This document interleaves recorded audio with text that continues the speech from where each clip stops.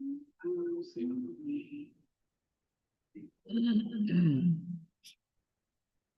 thank you. Thank you. I realized.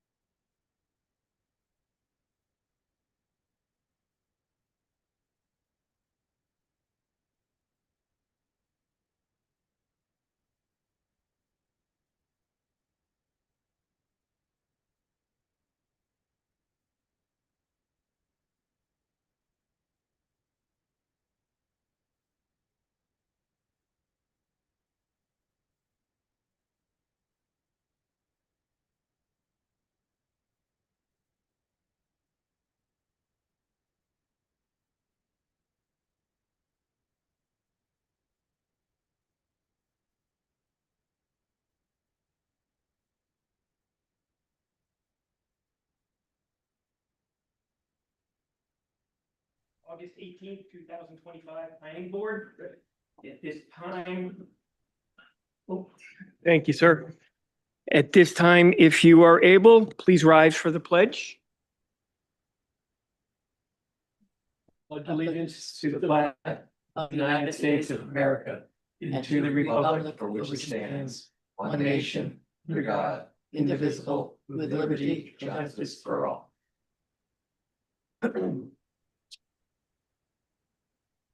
Thank you all. Let's see, Helen, you're doing the roll call in the absence of Doreen. Yes.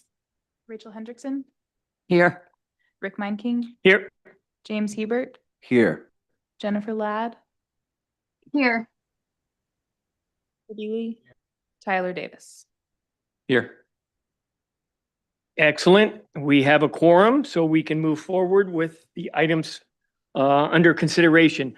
I do want to mention that item number 4.02 has withdrawn their application at this time, so we will not be hearing or undertaking any business related to the senior housing, Marshview Senior Housing from the South Portland Housing Corporation. So if you're here for that, you've got an extra hour in your day. With that said, we will move forward with item 4.01, Teradon Consultants LLC on behalf of. Minutes. Oh, that's right. We have 3.01, the minutes. We were given the minutes from the last meeting, July 21st. I would entertain a motion for putting those into the record. So moved. Thank you, Rachel. Second. Thank you, Roger. Any discussion? Seeing none. Helen, would you take the roll on that? Rachel Hendrickson, Yes. Rick Meinking, Yes. James Hebert, Yes. Jennifer Ladd, Yes. Lee, Yes. Tyler Davis. Oh, I no, don't that's it. believe as an alternate that we Yeah. have forum tonight, but thank you. Yes, no need to promote. We have a full board here tonight, Tyler. But here if you need me. Nevertheless, we look forward to hearing from you. Now we will move on to 4.01 Teradon Consultant LLC on behalf of Tom and Kelly Roth has requested preliminary subdivision review for Jonies Way subdivision located at 12 Jonies Way, Assessors Map R005 Lot 27A. And Helen. Thank you, Mr. Chair. This is a residential subdivision that would create 3 additional residential lots off an existing lot. It's about a 6.81 acre lot total in the RF zone, and it will require 3 permits from Rate of Growth Area 1. And it did come before the board last month, if it sounds familiar, and no action was taken, so they're back. Thank you very much, Helen. And for the applicant? Craig Sweet with Teradon Consultants. Greetings, Craig. Join the Zoom. Just promoted you. Okay, cool.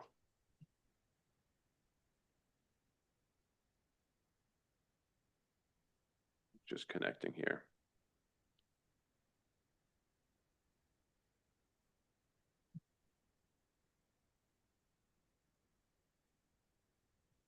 So, there it goes. The plans remain the same from when we saw them last week with Jonies Way, the 3 lots. The big changes were the applicants received some additional information on the right to interest, which came up last time, and provided a letter from their attorney, which stated that they believe they have the right title interest, and there was a mistake back in, I believe, the late 1990s, early 2000s with the deed, which was worked out. And then as the plans are the same with the 3 new lots off Jonies Way with the stormwater. I have been in discussions with DOT for the entrance. They said since it's under 5 lots, it's a grandfather driveway since it wasn't been there since over 2002. And once the vegetation's cut back from that, they'll provide a letter. So we'll have that should get that for the final submission. But we've been in discussions with them. They've been out there. They've looked at it. This we mentioned last time that need to be trimmed back a long broad turnway, I think I highlighted in this general area. We'll get those cleared back, and then DOT should be able to give us a letter for that. Other than that, there's no changes from what we discussed last time. Happy to answer any questions. I got this slide here. That's it, Greg? That's it, yeah. All right. Thank you very much. This item is open for public comment. Anyone wishing from the public to address the board, please step up to the podium, and you have 3 minutes. State your name and address, and we're pleased to listen to you. Anybody online?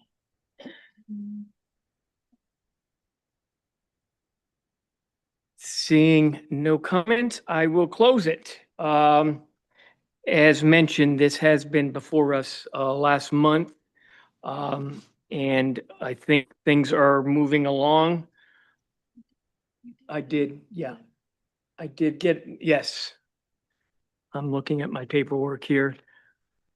That one was from, yes, from, I do want to mention that we did receive public comment from Robert Beasley from, I don't think he has an address here listed, but I think that was given to you folks in your packet of information. So I want to enter those into the record for Mr. Robert Beasley. Now I will open it up to the board in no particular order as we've seen this before. I think the staff has worked with the applicant. And again, this is for a preliminary review. But in terms of my my own questions, and I'm sure you've probably seen the staff memo, understanding that each home has to be sprinkled due to the hydrant. Yep. Each home is planned to be sprinkled for these. Yeah. But that was one of the conditions under the private way, and we're going to carry it through the subdivision to have them all sprinkled. Okay, and regarding the hammerhead, you'll identify that as a no parking area? Yes, yep, well, I got some additional monumentation for that, and then we had been in discussion about adding an easement off the end of it too, so that the residents there can walk over to the conservation land. To the conservation land? Okay, an easement provided.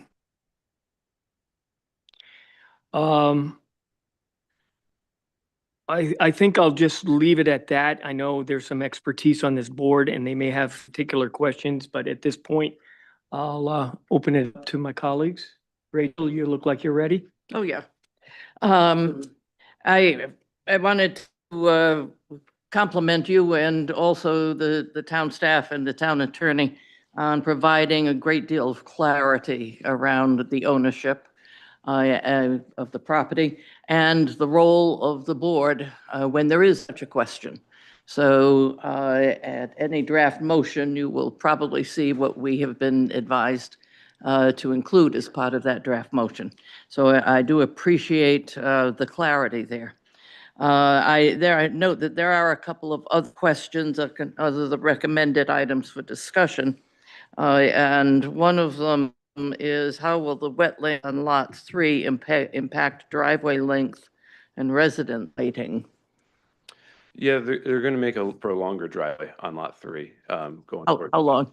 I don't have that off the top of my head. It's a few hundred feet back, but it does make for a longer driveway there. Yep. But we're going to be treating that with the stormwater buffers, and it's going to be accounted for in the stormwater design. So it's we're taking into consideration with the design for stormwater. So you will have on the plans, you will have full information about any buffering, Yep. any protection of the wetlands in that area that Yeah. where the driveway close. Yeah, and we show on the subdivision plan there the 25-foot buffer with the 15-foot setbacks for building lots as well. Since you didn't send an updated plan. Yeah, the I plans don't haven't changed. I yeah. don't have that. Okay. You'll Yeah. see it So- on the final. Yeah. We'll see it on the final. Yep. The lot borders on a parcel belonging to the Scarborough Land Trust. Have you had any conversations? No. Are you going to have any conversation? I don't believe they're planning on having any conversations for that. We're gonna include an easement for residents to be able to access it, but, that's where. But only, it will be available only for residents. Correct, yes. Okay. It borders on a parcel belonging to the Scarborough Lake Conservation. Have you not had any thoughts about adding to that parcel? Not this time. Okay, I will point out to you the comprehensive plan for the town of Scarborough that talks about conserving 30% of Scarborough land by 2030. It would be very neighborly to think about that as you go along, as the owners go along. Okay. Because this is an opportunity. Yeah, I'll have the discussion with them. That's all I have. Thank you, Rachel. Anything, Roger? Actually, the only thing, I don't really have anything. If they can abide by the comments of our peer reviewers as well as the staffs, I mean, this is pretty straightforward to me at this point. We're gonna be seeing this again when it gets to the development stage. For the So, final. Yeah, so I'm fine with it. Okay, thank you. James? Just one quick question. Just refresh my memory on the history of when the curb cut was initially put in. You said that's back in what, 2000? It was prior, I think the house has been there since, I believe, 86, if I remember right. So, DOT stated that their driveway rule it came in effect in 2002. So anything before that is grandfathered for driveways, and they mentioned up to five single-family homes, not lots, 5 single-family homes off of a shared driveway. And they indicated that's how they're looking at it for that. Once we get the site distance, they'll provide a letter kind of with things spelled out that we'll provide for final. Okay. Yeah. Cool. Thank you. I guess the only other comment I have is just to make sure reviewing and accommodating the Barton Judas recommendations, including the addition of a street light fixture. Yeah, that was part of the private way plan, just hasn't been installed yet. So that'll be put in. Cool. Yeah. Great. Thank you. I guess the last one on that would be just make sure that when the light fixture goes in, it's in sequence and in line with the street fixtures that are already there. Yeah, we'll do. Yeah. That's all I have. Thanks, James. Tyler, you're all set? Nothing for me. Great. And Rachel had mentioned it. My final comment was going to be, oh, we got Jen, that's right. Jen, you're online. Sorry. So, sorry, thanks. I don't have much other than to just add another point. I know Rachel made a point about the adjacency to the Scarborough Land Trust land here and cited the town's comprehensive plan, the plan's goals for conservation areas, but another element of that plan has to do with improving connectivity around town. And so from that aspect too, I would just encourage and look forward to hearing about your future coordination there. That's all.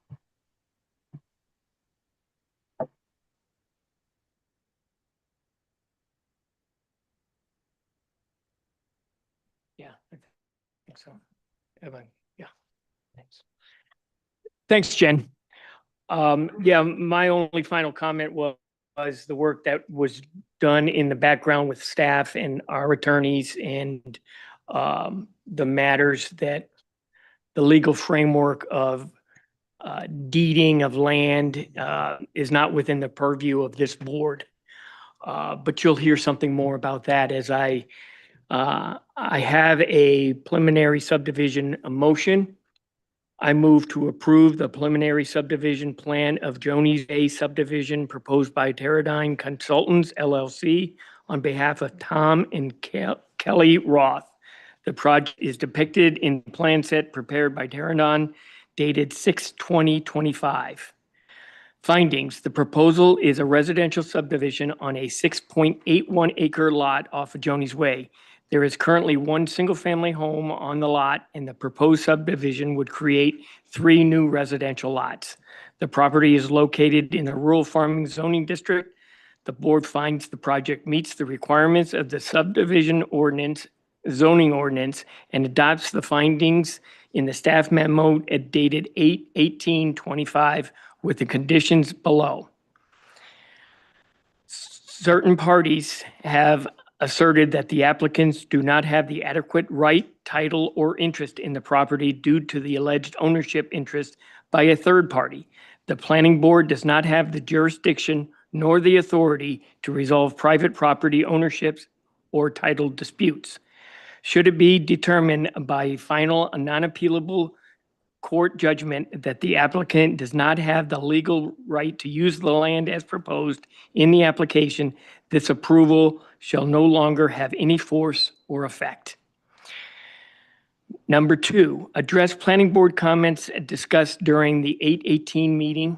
This includes add easement to provide access to the STL and Fuller. Yeah, I should have known that. Scarborough Land Trust and Fuller Farm. B, provide final confirmation from DOT concerning the driveway. Number 3, address the comments in the staff review memo dated 8/18/25. Number 4, address the comments in the traffic peer review memo dated 7/8/25.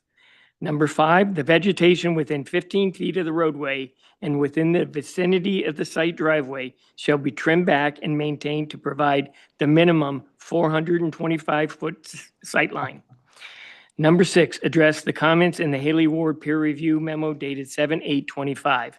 This shall be reviewed by the planning department. Do I have a second? Second. Thank you, Rachel. Any further discussion? Seeing none, Helen, would you call the roll, please? Rachel Henderson, Yes. Rick King, Yes. James Hebert, Yes. Jennifer Ladd, Yes. Roger Beely. Yes. Thank you so much. Thank you. We'll see you for hopefully one more time. Moving on to item 4.3. Sashi. And Minsler Landscape Architect LLC, on behalf of Housing Initiatives of New England Corporation, is requesting site plan amendment review for a change of use. Proposal is for the offices. I'm gonna turn on your mic. The proposal is.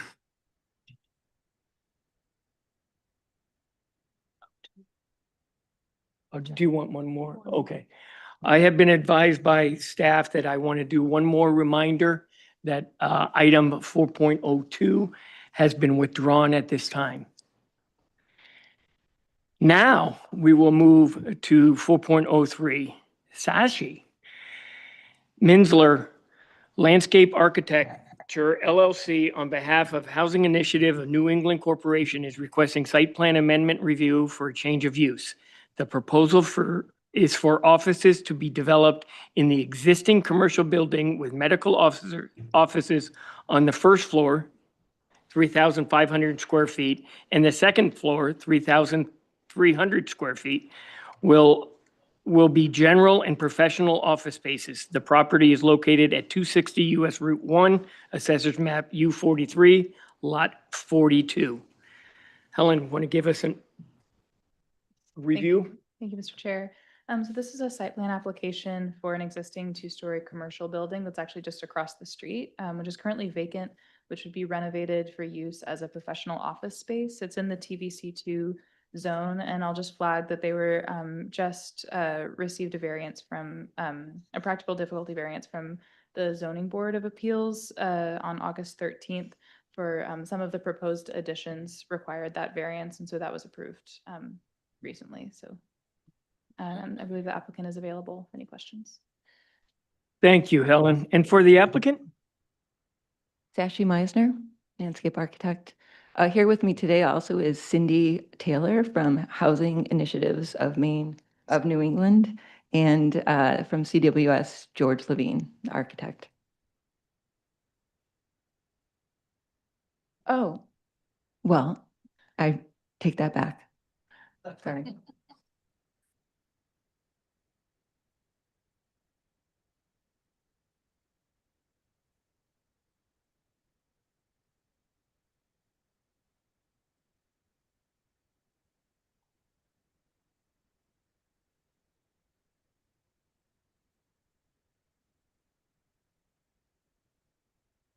Do you need to allow me to?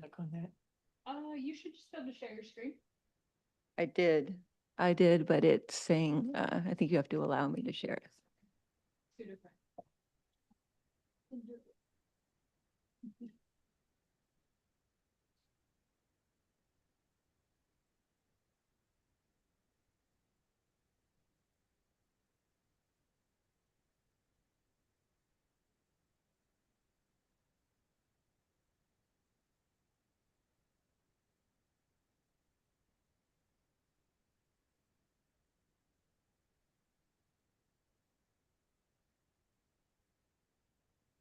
Okay, so as Helen mentioned, this is an amended site plan application for 260 US Route 1.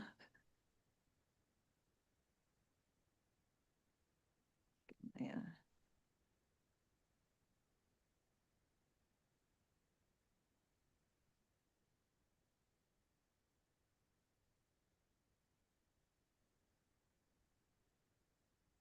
There we go.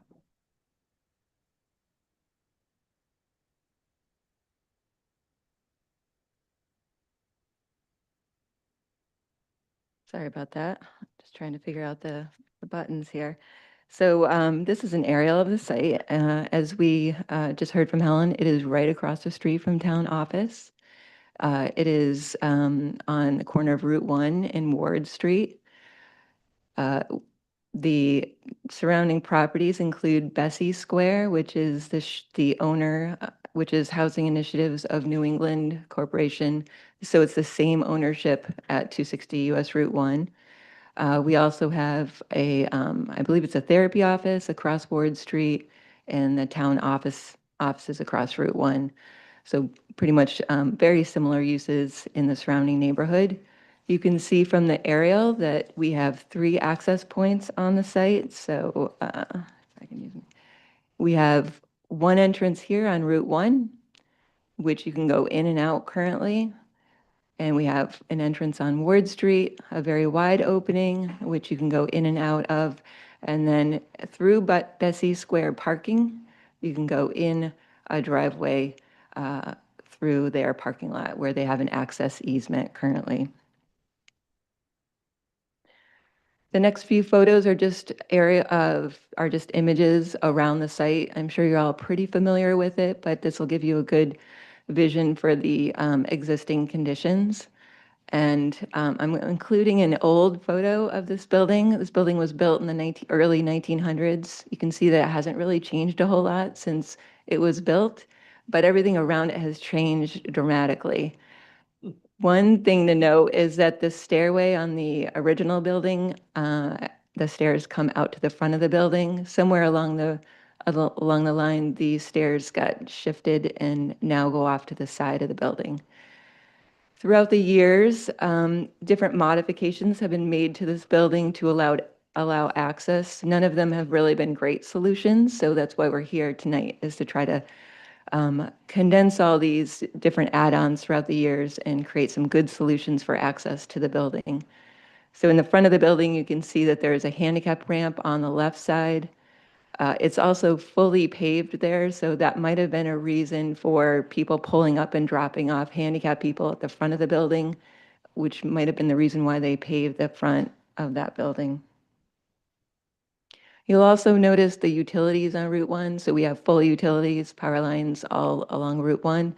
And the electric comes from the corner pole of Ward Street and US Route 1, which serves this building. On the west side along Ward Street, you can see the big wide opening there for the curb opening. We have a little doghouse on the side of the building there, which is access to the basement. And then just behind that is a set of stairs that goes to the first floor. From the previous image, you can also look at the little one in the inset there. That's the back of the building. There's not a whole lot of architectural detail to the back of the building, but you can see that there's a fire escape from the second floor window down for egress out of there right now. And then the view from the east side, from the Bessie Square side, You can see that there's another doghouse on the building that kind of goes, that's the service access to the downstairs for mechanicals. And then there's a set of stairs just to the right of that, which gets you to the first floor.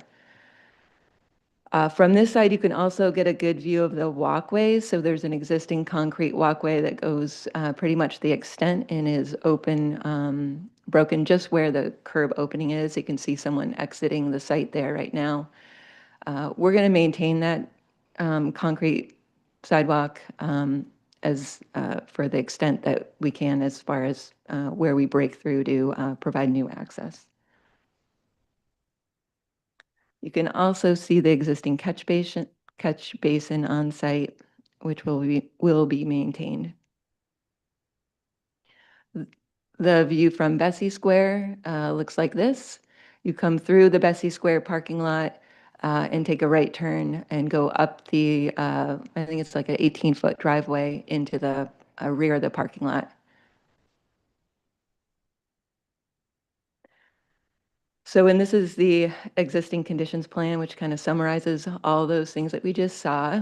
The existing access points, there's a 31-foot curb cut along Route 1, 51 linear feet of curb cut along Ward Street, and then the access easement around the rear. You can see the site is mostly paved. About 83% of the site is pavement, which does make it challenging to maneuver through the site, believe it or not. When I look through the historic images on Google Earth, you can see how people park here. It's all sorts of creative ways because there isn't a whole lot of direction on how you actually are supposed to use this site. You can currently drive all the way around the building, which is interesting. And I've highlighted the multiple add-ons to the building that will be removed in yellow. So all of the little access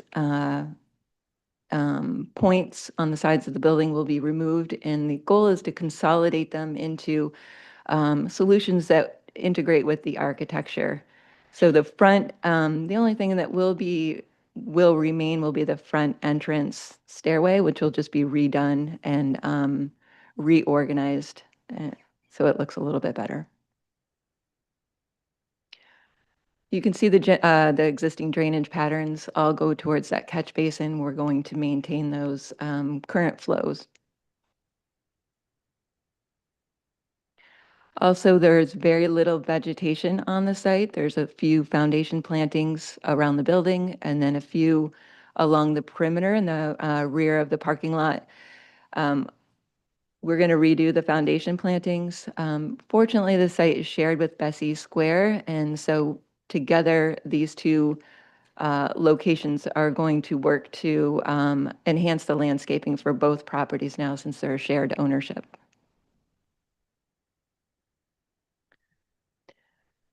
So this is our proposed plan.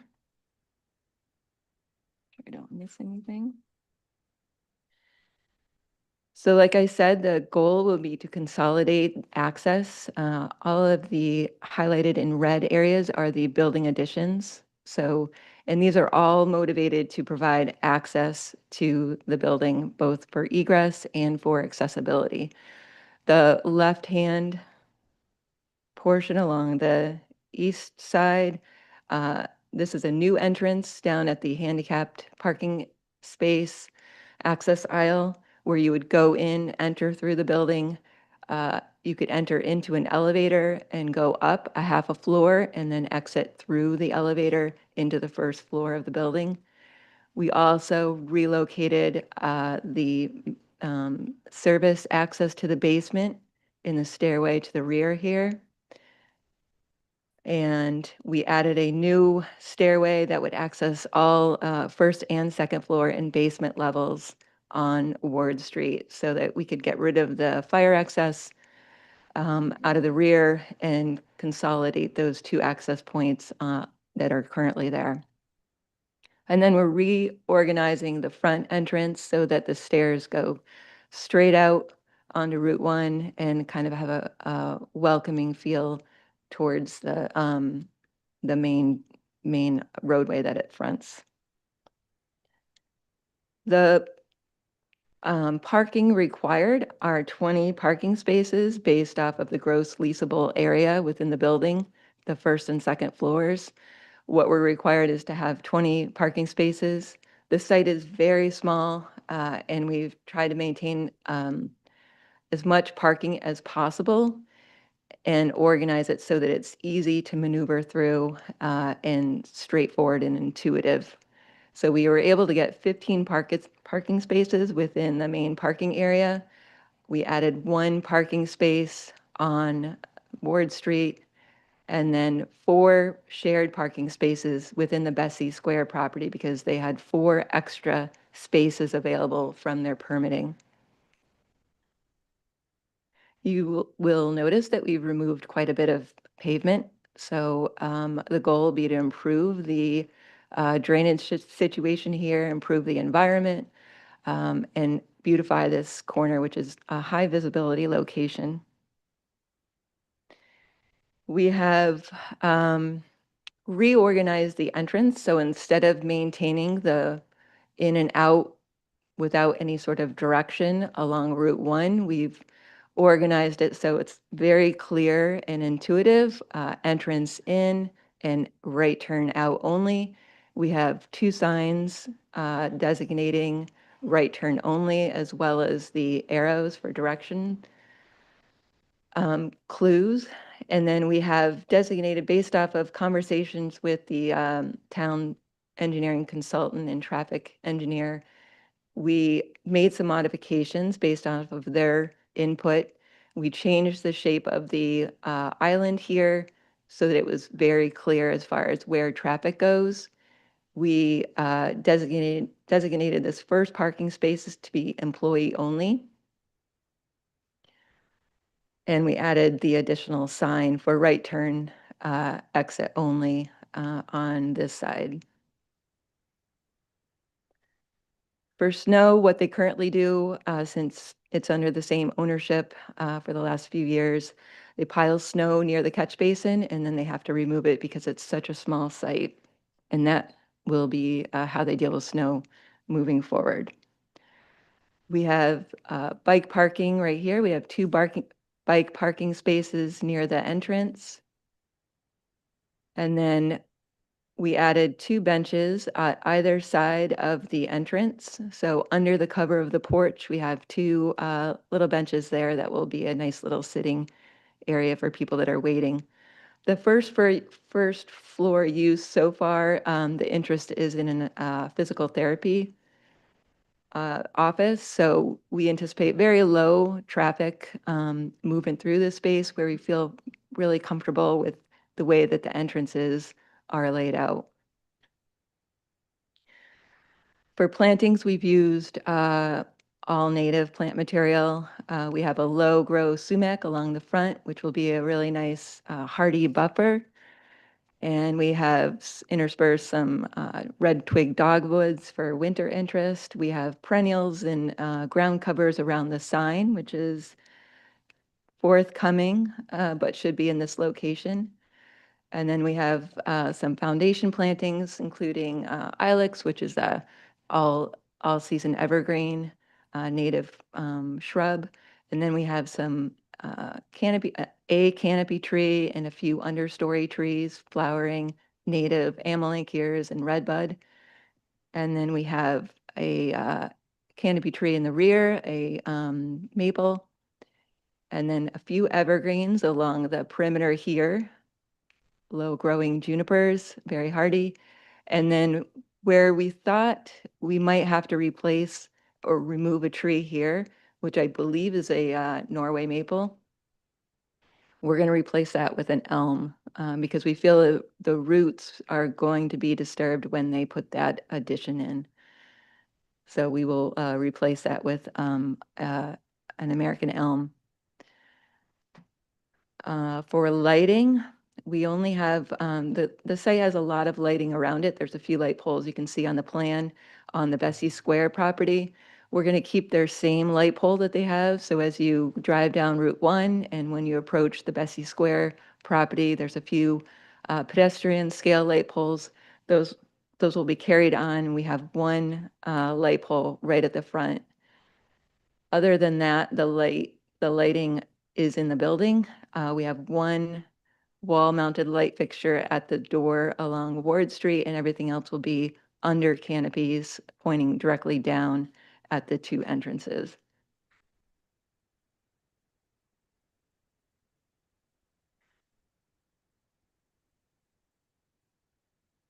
This is just an unrendered plan of basically the same thing. So if there's more information that I might have left off, it's in there, but I'll go back to that if you have questions.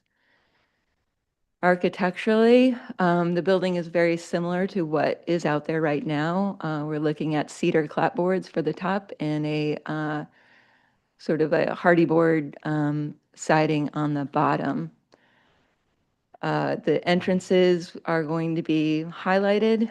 The two main entrances, both the elevator and the front entrance, and mimicking kind of what the roof line does currently. And then the resident only or employee only access is kind of downgraded.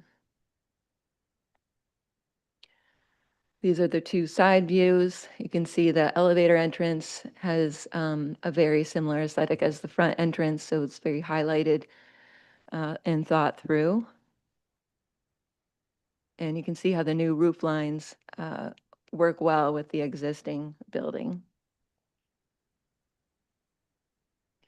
And the back of the building, very minor changes, except for removing that emergency access ladder. The little bump out on the back side, but it really works well with the building lines currently.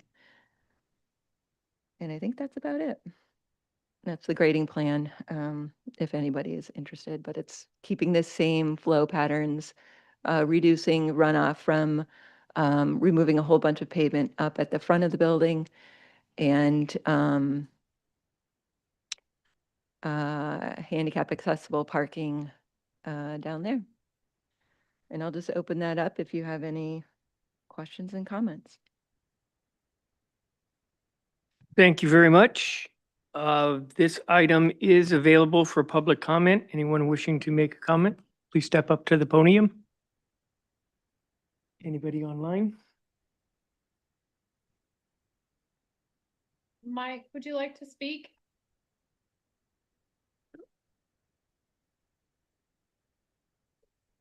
No? Yes. Okay.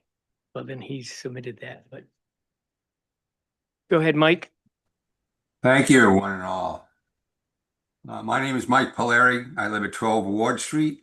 I'm here to talk to you again about Ward Street, the little street that could. First, I'm very happy that this historic building at 260 Route 1 is being brought back to a useful life, and I support the applicant's intention to do so. The traffic flow configuration on Ward Street Route 1 egress has not changed since Ward Street serviced the 9 properties there. And then years later, the commercial venues, including O'Reilly's, a coffee shop with a drive-through, a hair salon, and the general office spaces above. This past year, Ward Street was connected to the Eastern Village and the population that resides there, as well as those who pass through. The board approved a 4-lot subdivision earlier this year, adding to the residential dwellings on Ward Street, which will have an impact on travel. The applicant provided a traffic impact statement citing an estimated 174 one-way trips to and from the proposed medical center and general offices above. Now, this could be conservative, but as I understand it, they're not going to be medical practitioners, more along the lines of a therapy, which may reduce the number of patients that are seen. But statistically, a general practitioner sees between 20 and as many as 30 patients a day. I don't know how many practitioners they plan on having in there. Ward Street lacks a right turn lane for traffic wishing to negotiate onto Route 1 North. At present, traffic wishing to turn left from Ward Street onto Route 1 South or go across to Municipal Drive are regulated by an often slow and at times erratic traffic control device. And I can speak with a lot of authority with that because I travel that route multiple times a day. This same traffic impedes the right turn on red traffic north, with those travelers having to wait for the south or straight across vehicles to move forward into the intersection because it doesn't accommodate for a right turn on red. It only takes 3 or 4 vehicles to back up at the intersection, and it blocks the flow of traffic from the access easement for the other businesses there. It's not uncommon for the traffic control device just to allow a couple of vehicles to pass through before it turns red and the extended time it takes to repeat. At a juncture where the board is considering adding what may be another 174 one-way trips daily, and I'm just basing that on the traffic study that was presented in the materials that the applicant provided, that's going to tax Ward Street even further. I think it's time to consider that you add a right turn lane for the northbound travelers, or you're minimizing the ability of free travel for people negotiating on Ward Street. Ward Street is very much like Municipal Drive. Municipal Drive has a right-hand turn lane. And I don't believe that Municipal Drive is servicing any more vehicles than Ward Street is now. So it's unfortunate when the sidewalk was built that there wasn't, I don't know, it didn't seem to be there was a lot of consideration as to that building being brought back to life and the impact it may have. I also noticed in the presentation about this parking space on the side, it may be worth a trip for people to walk over to Ward Street to see how narrow that roadway is. It's not a 24-foot road. It's barely a 20-foot road. And people negotiating around that corner oftentimes have to encounter waiting traffic. And with someone parking in that very minimal sliver of space there, I don't know if you're going to be increasing the exposure for someone parking there and then trying to negotiate on foot and what they may encounter in the way of traffic. So I guess what I'm asking the board to do is to review this matter insofar as the right-hand turn lane goes, and to conduct some form of due diligence to determine how many trips were we actually looking at and how much of the traffic here on Ward Street is going to be impacted even more with the addition of this commercial building, which again, I support very much. I think it would not be a huge undertaking to create that right-hand turn lane. But I thank you for your time, and I'm happy to answer any questions you may have. Thank you, Mike. Anyone else? I'm closing public comment and opening this up to my colleagues. And so I just, not to put you on the spot, but so I don't forget you, Jen, you want to take this one first? Sure. Thanks. Yeah, Sashi, did you say, what was the original that you said this building dated back to the early 1900s? Is that right? 1911 or something? Yeah. Wow. Cool. Thank you for mentioning that. I had no idea and might not have guessed that. I think maybe it's looking all right for its age. But anyway, I just wanted to clarify that because I think that, I don't know, I get the sense in town, there's kind of a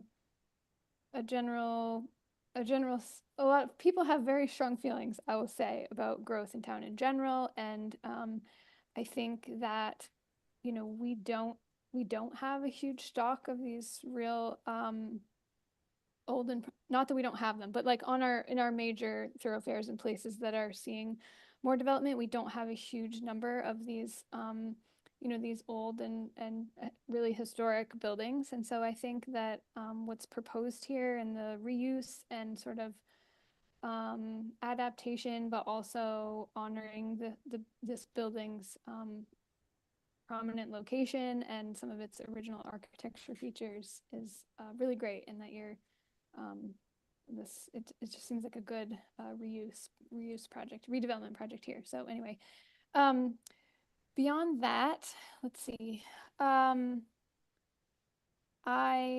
Well, first of all, I think it's great that you're adding an elm tree here. I know that in some of the other subdivision project that the abutter just spoke of, we as a board talked about some of the trees along this corridor being quite old and quite established, and I know that elm trees are sort of known for that along here, and we don't have so many of them left. So Oak even Hill, though it's you are. a little bit at the back of the parcel, I think that's a great addition. Also wondering, I did see on one plan with regard to the sidewalk that you are planning to reuse the existing sidewalk, which I think is great, and that there is a notation for an existing sidewalk easement. But it looked as though that was pointing towards the northwest corner of the site, I guess closest to the intersection, the signalized intersection. But it did also look like there was a portion of the sidewalk, existing sidewalk, that was onto the property. And so I'm just curious, even if not for today, but for future plans, if that easement does cover sort of both of those areas, or if maybe the southerly section of sidewalk might need to also be covered in an easement, which obviously this project is planning to leave those in place and reuse them, but it is a kind of a good opportunity to sort of rectify that if there is one missing on the offhand that ownership changes in the future, and that way that sort of public use space and ADA compliance gets maintained. I believe that's an existing access easement for at the intersection of Okay. Ward. Yeah. It just looked like there was a little jog on the section to the sort of south of the drive, the right in, right out driveway that you're showing too. And so I was just curious if they were both covered or not. And then with regard to the right in, right out driveway proposed, I know this board too has seen, and town staff after the fact, but we've seen some other projects nearby propose this and perhaps have some difficulty down the road based on the design. And so I'm just curious, are you only anticipating sort of standard passenger vehicles coming in and out of here, or is there anticipated to be any type of truck delivery, I don't know, food or clothing, cleaning, anything like that? Anything different than a fire truck or emergency access? Obviously, I know those are accommodated, but sometimes No. those larger vehicles can have difficulty navigating those types of entrances. Yeah, no, we're not. Service can access on Ward Street if need be. There's also access through the Bessie Square, which is available. I think the goal and kind of what the caller who called in is about is providing options. So, allowing people to right turn out of this this parking lot instead of going through Bessie Square and coming out on Ward Street and not having a right-hand turn lane. I think providing as many options is really the goal. Cindy is, she's at Bessie Square all the time. She observes what happens in the neighborhood. She watches people go in and out of this site. They're able to do it right now. I think we're just improving that. In a perfect world, if we had a brand new site and plenty of room, we would do it a little differently. But the amount of flow through here, the traffic report is definitely higher than what's anticipated, at least for this first floor use. The building is very small, so you're not going to have a huge, a ton of practitioners building. It's quite small. So we intend, very low usage for the building. So yeah, passenger cars really would be the majority of traffic through here. Okay. That's what I was guessing, but I just thought it would be worth asking. And I think that's good. The only other thing I would add for for thought. Well, first of all, I think that your proposed plan here is a tremendous improvement on the impervious nature of the site. It's largely impervious today, and it does look as though you're proposing to really add a lot of green space in an area that really otherwise doesn't have any. So I think that's tremendous. But I also know that the town is in also sit on our transportation committee in town, and we've had some early conversations about future relationship with a bus transit service through town. And so, you know, not asking for any sort of commitment at this point, but the proximity of the site to the signal here, and particularly a signalized crosswalk across Route 1, which are kind of few and far between, makes me think that it could potentially be a desirable location for a transit stop in the future. And so I just something for your team to think about a little bit. I think that could potentially benefit your tenants here, but also be a great amenity to the community, as there isn't really a great spot for that now. And so sort of eyeing that, you know, that expanse of pervious area that you'll be adding along the frontage there. And, you know, typically bus stops in town don't require a lot of space and can generally, you know, be pretty low impact and happen fully within the right of way, but just something for your folks to think about maybe down the road. So that's pretty much all I have. Thanks. Thanks, Jen. James. Thank you, Mr. Chairman. Jen kind of took a few of the comments I have about circulation and traffic there, and understand the limitations and the feasibility or lack of feasibility to add a right turn lane there.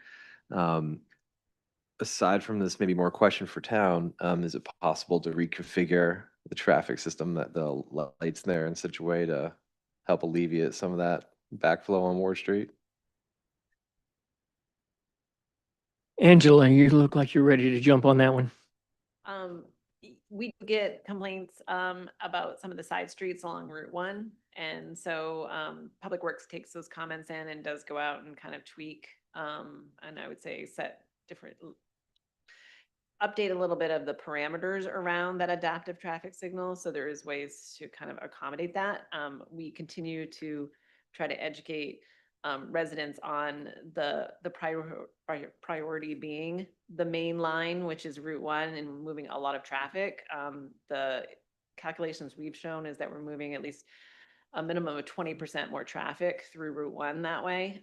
But the downside is obviously the side streets that are impacted, and people have to wait longer with that. So there is a balance there. And so there is tweaking. And so we don't like to go too extreme. It's better to go a little nudge and kind of shift that priorities a little in certain instances. But I do acknowledge that there are some issues that we are seeing and that we're hearing from the public, and Public Works does their best to address those as soon as possible. Awesome. Thank you, Angela. Yeah.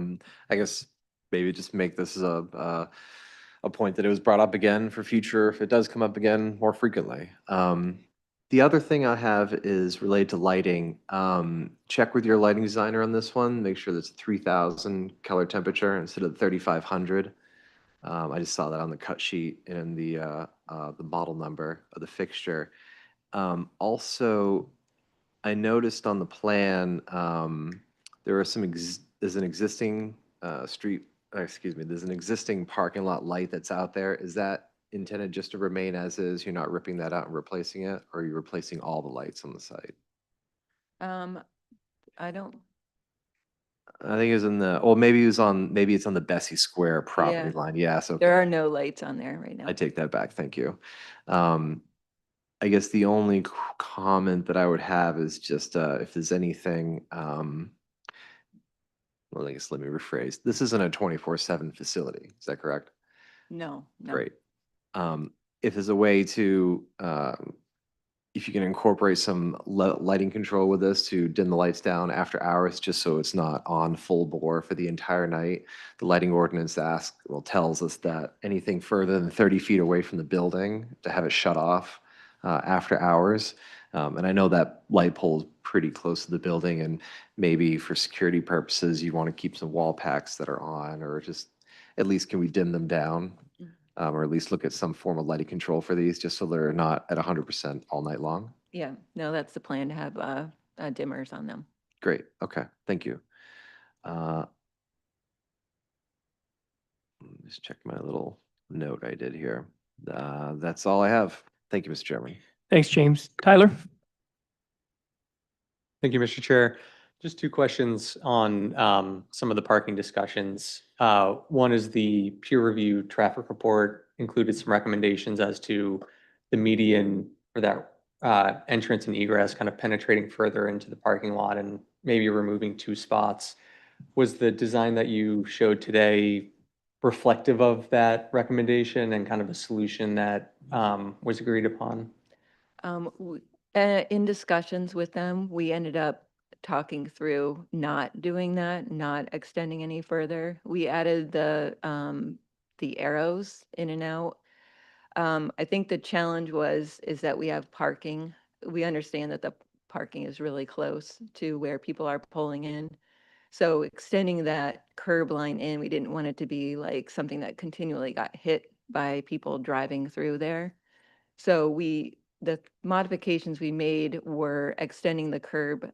We had added an arc on it, and the traffic engineer wanted us to come straight out so that our access lane was very clear and defined for someone, that you could only go one direction in it. So you would only be coming in, and you would only be going out. So those are the modifications we made. And in discussions, it was agreed that we weren't going to it didn't make sense to extend it in any further, so. Okay, that makes sense. Thank you. And then the one spot, the employee spot to the east of the building, I'm also curious about that. Will that be curbed in, or is that, it looks like that's where the existing curb cut is.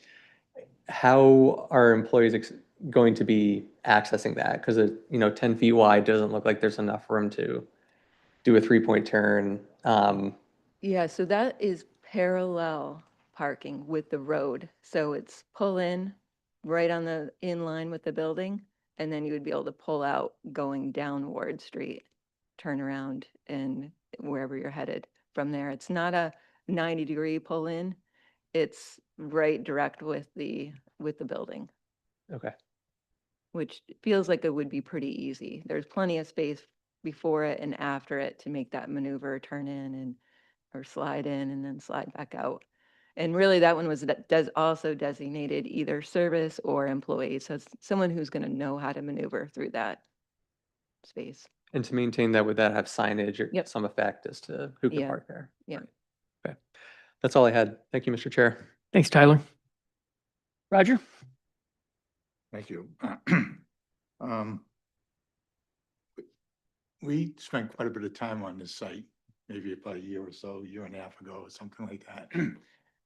Yeah, and we spent a lot of time in that one parking spot on the side of the building, and also the right turn lane out of Ward Street. And Angela may want to expand upon that again. But I want to say, I think this is a real good improvement over what we saw last time when it was before us. I do have a question. I don't quite understand why you would want to retain that one parking spot though on Ward Street. Let me just add. Okay. It seems to me if somebody's coming into that's parallel parking basically. They're going to have to either turn down and turn to the back of the building to turn around to come back out, unless they want to circle all the way around or make a U-turn right on Ward Street to come back out. So I don't quite understand the importance of this single lot, this space. Well, if we had a lot of room, it would be less important, but because the site is so small and the parking is so restricted, we need 20 parking spaces. So we're kind of picking the ones that we can get employees and service. So it's one of our 20 parking spaces. And this is Cindy. So. I'm Cindy Taylor, and I represent the Owner Housing Initiatives. But that space I really anticipate, Roger, using for our maintenance person or somebody who might be in the building in and out, but affiliated. Oh, Affiliated, and it is an important place for us because we're so restricted on the rest of the parking. okay. So, and this allows us, I mean, we had the 4 extra spaces for Bessie, and then we met the current requirements, so we feel, we're fortunate that we didn't have to ask for any variance on that, on the Okay. parking itself. But that one, having access to that end of the building, you know, we can walk from our office to get to the other end with maintenance and so forth, but we have a full-time maintenance person on site on the Bessie Commons, Bessie Square. So if he's just picking up or doing some delivery with his truck, perfect spot for it. Why don't you stay right there, because I do have some more questions for you. Just for, in case the board's not aware of this, Cindy used to serve on this board That's right. a number of years ago. Twice in my life. Yeah. 2 different um, times. Now, just for clarification, you own the other 2 buildings at Bessie Square? That is correct. I own Bessie Square. Okay, Those 2 buildings. I own Bessie Commons yeah, School, and I own Bessie Crossing, the senior housing behind. okay, all right. While you're right there, the entrance at, between O'Reilly's and Scarborough grounds. I see people coming in and out of that heading south as well as going north. Very rarely. At my office, I look at that, I sit right there. It's only once in a while that I see Okay. somebody that, because that is definitely, it's, you know, Yeah, it has the well, arrows. Yeah, And it's not encouraged. I But- know if you're heading north, it's clearly a right out.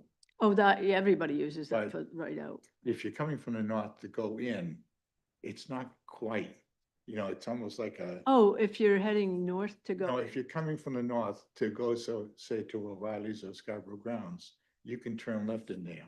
yes, you can. And you know, there's a 3rd lane in the middle there. I do that most That's right, often. yeah, yeah. When I go to the office in the morning, I go down Route 1, I go beyond the intersection, and I turn into that 3rd lane that's in the middle, and then cross it 2 lanes. And that works very well.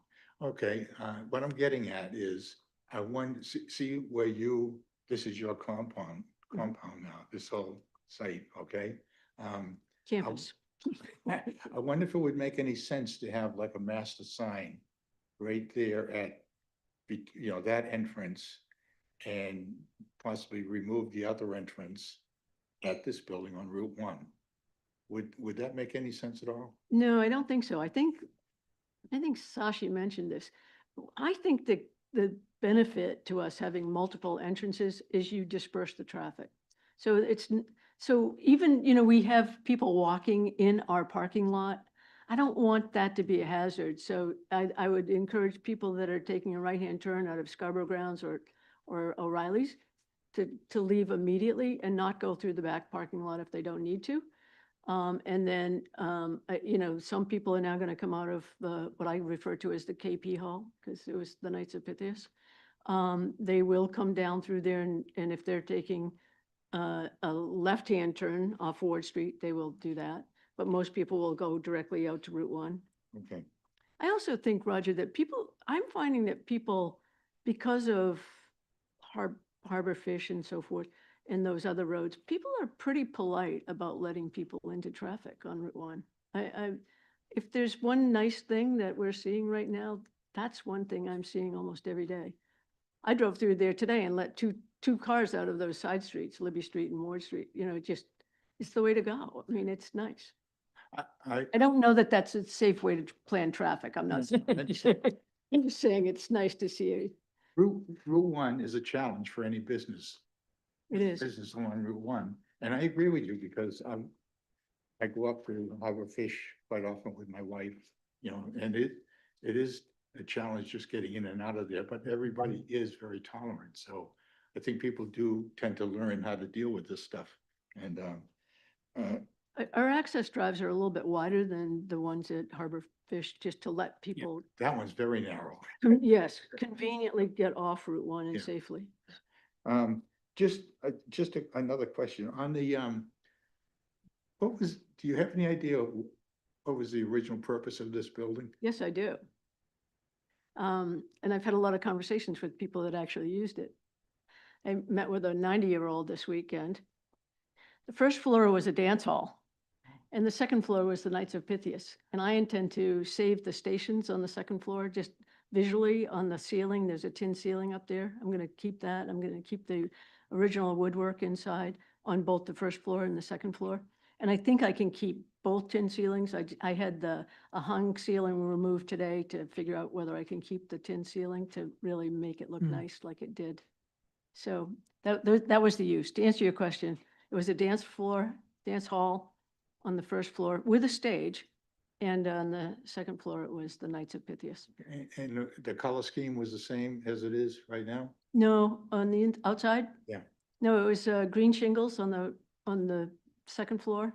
And I think it was an off-white on the clapboards, but you'll soon see that because I'm going to take that vinyl siding off. Oh, okay. Let's see, do I have anything? The only last thing I will say is, when Cindy was before this board to build Bessie Commons 2, you invited us to go over and take a look at the existing Bessie Commons. And I don't know, did you?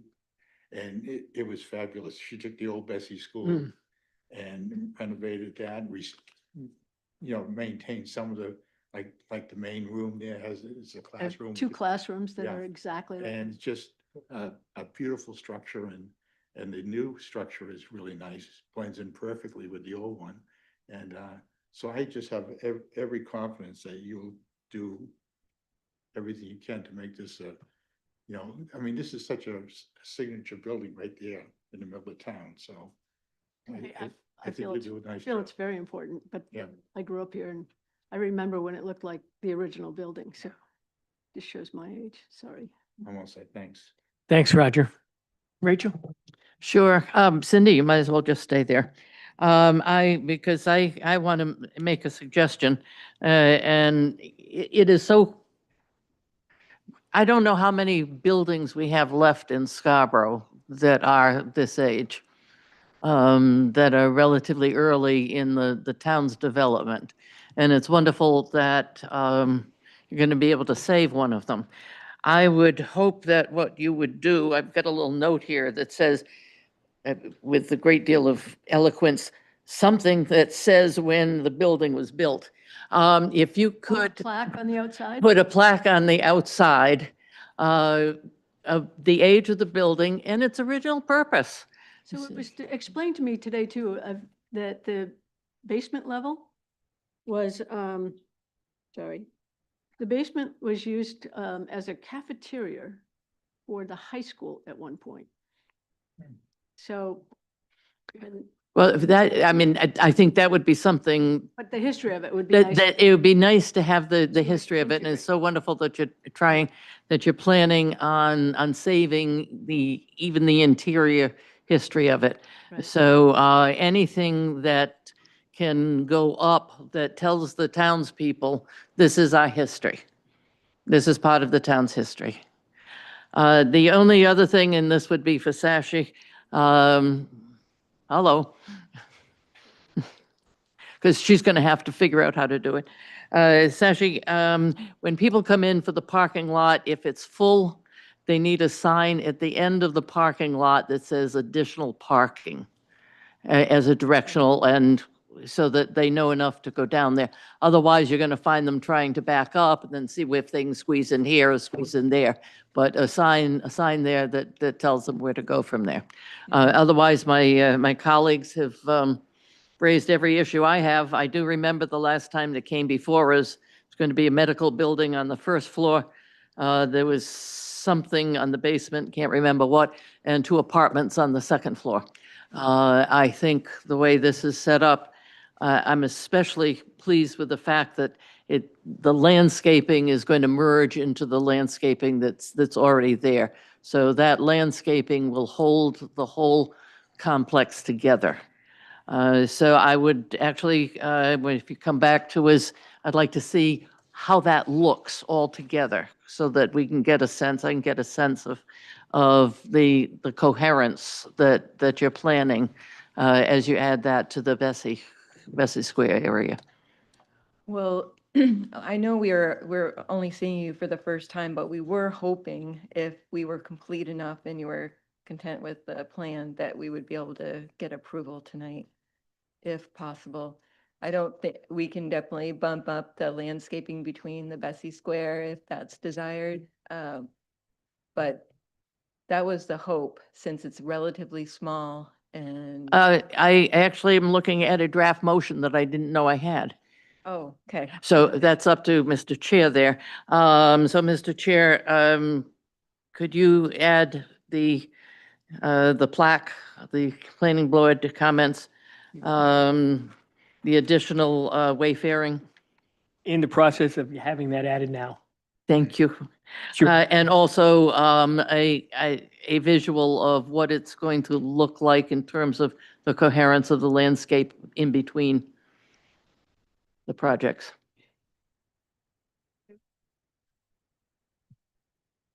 I want to make sure She's looking for proposed. I'm comfortable with that. That would be, that says a condition of approval.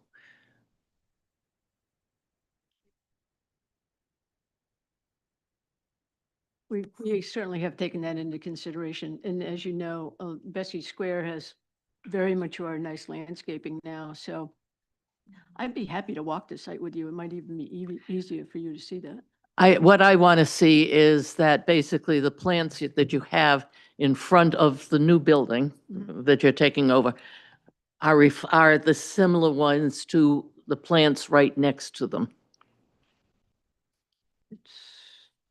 Please explain. I'm sorry, I wasn't following that. Are you talking about what's at Bessie Square? Yes. Yeah.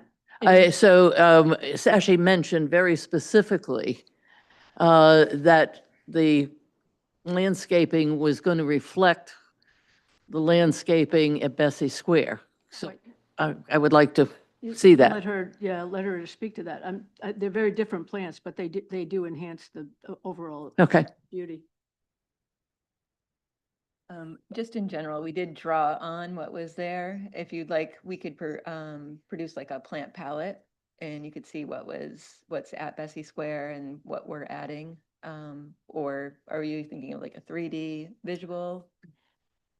If I could just, this is Yeah. my draft condition of approval.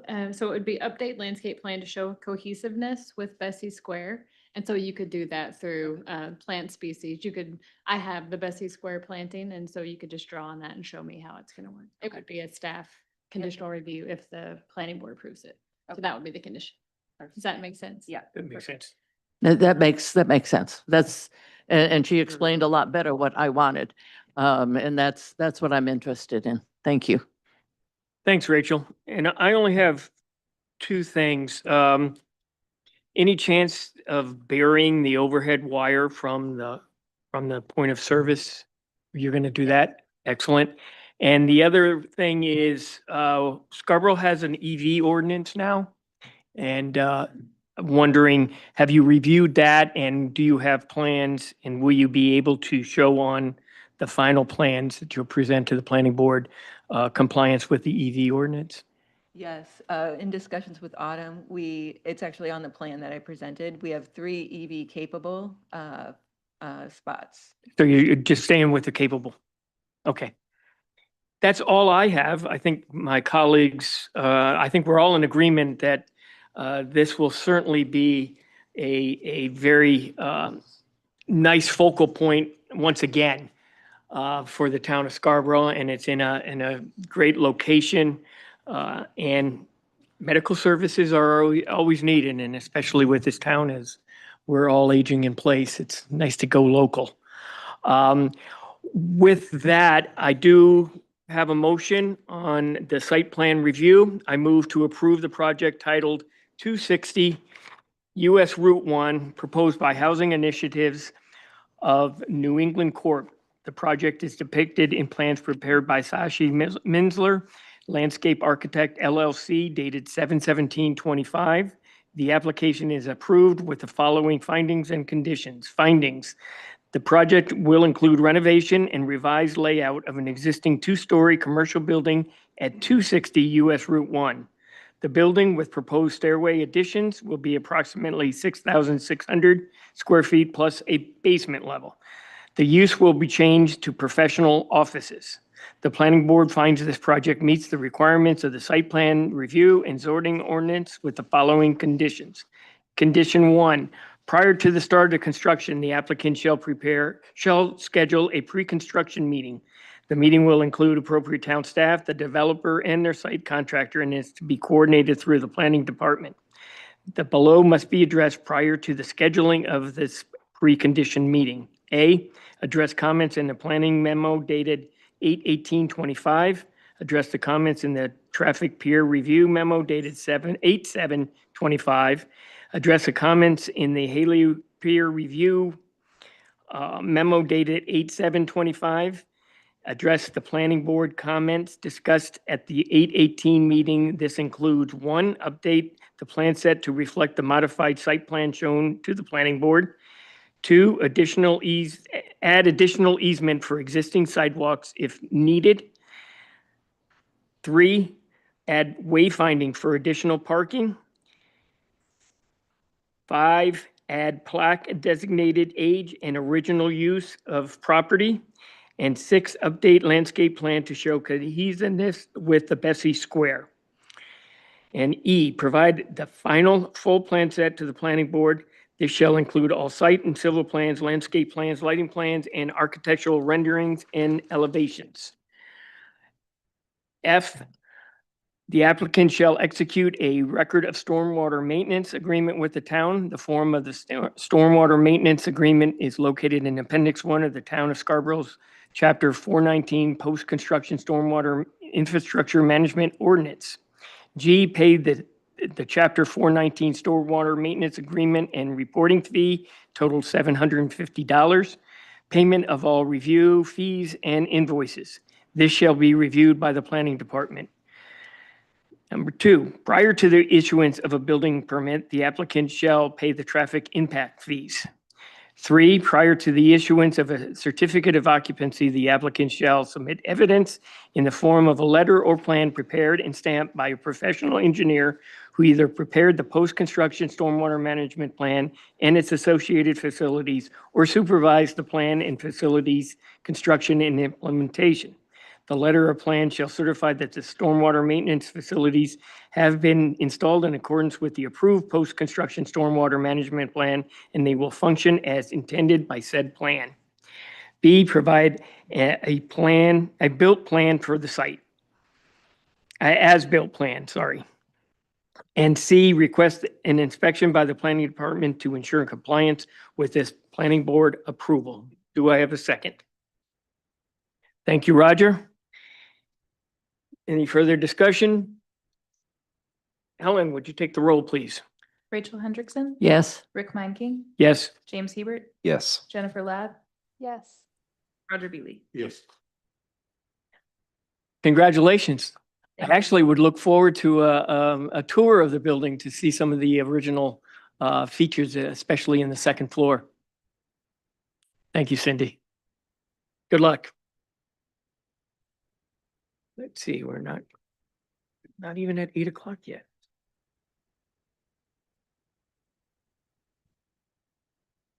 All right, the next agenda item is 4.04. Sebago Technics, on behalf of Maine Health, has requested site plan review for proposed 18,000 square foot ambulatory surgery center and associated improvements to the existing parking lot at 300 Southborough Drive, Assessors Map R37, Lot 48C.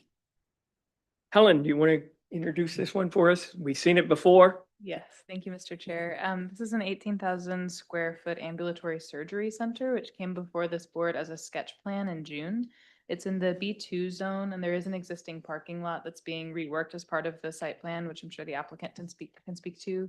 It's reducing the existing parking space by about 52 spaces for the new building, and the applicant is available for discussion. Thank you. And for the applicant. Good evening, members of the board. My name is Henry Hess, representing the applicant tonight.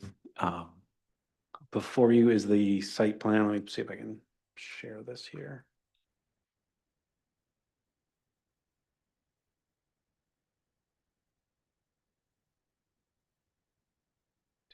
things.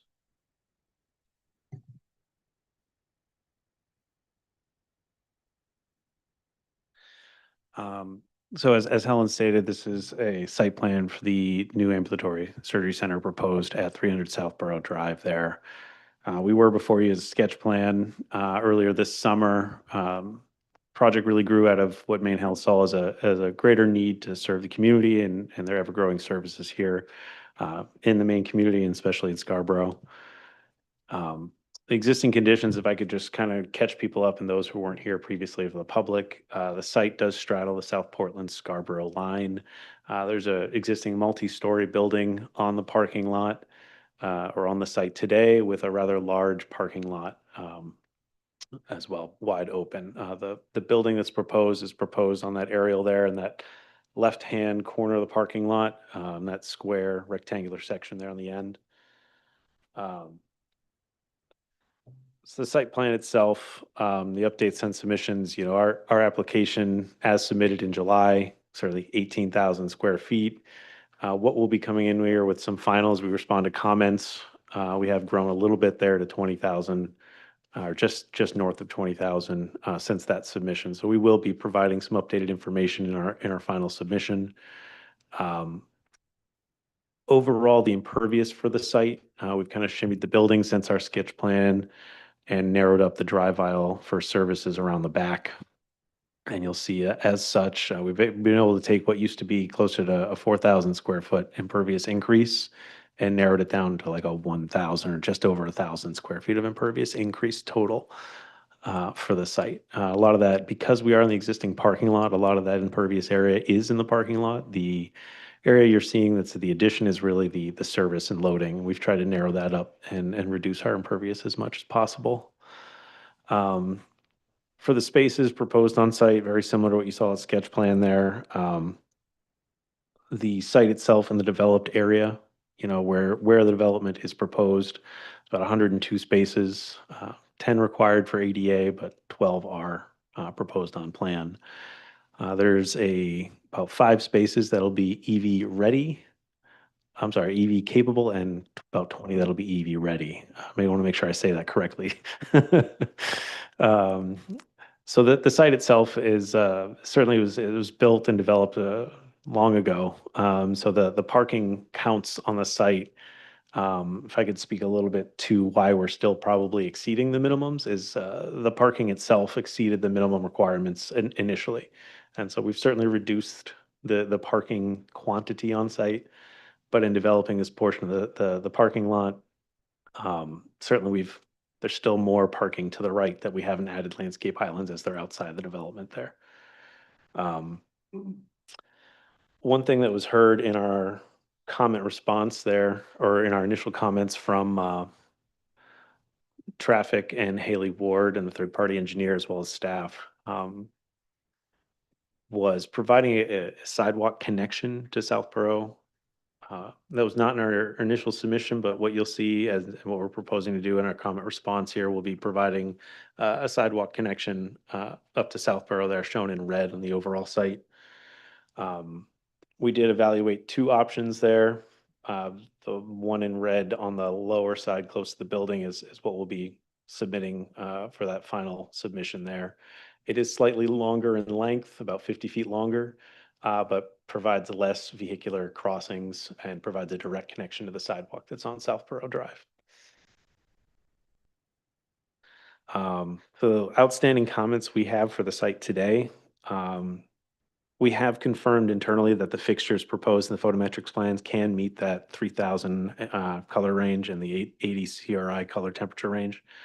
This will certainly be part of our comment response coming forward after our meeting here.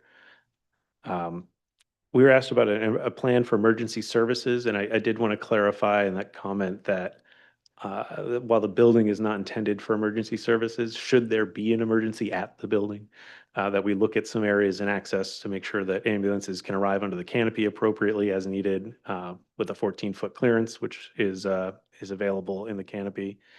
We've designated 2 entries there, one in the stars shown on the plan at the south end and one on the east end for emergency services to access the building specifically.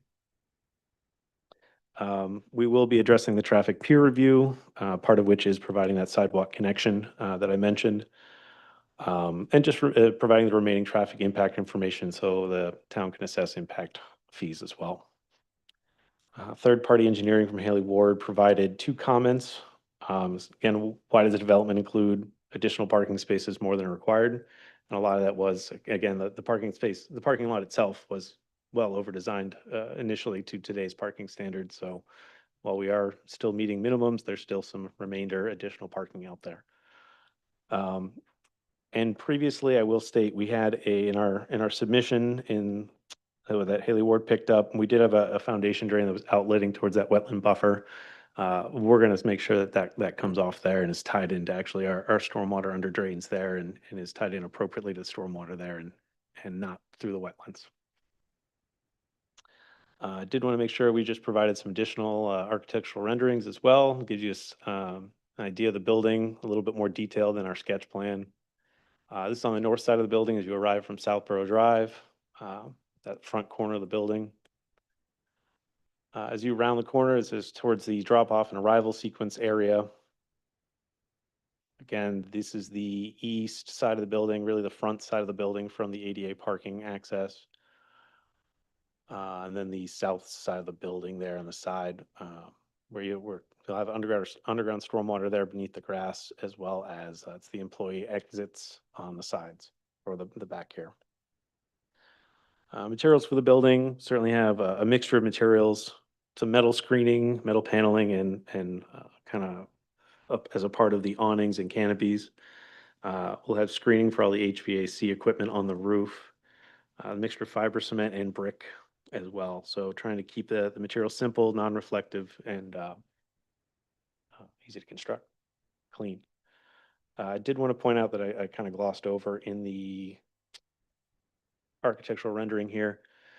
You'll see on the top of the building, there is that screening canopy to provide any screening of any roof HVAC materials there from any view from the parking lot and the sides there.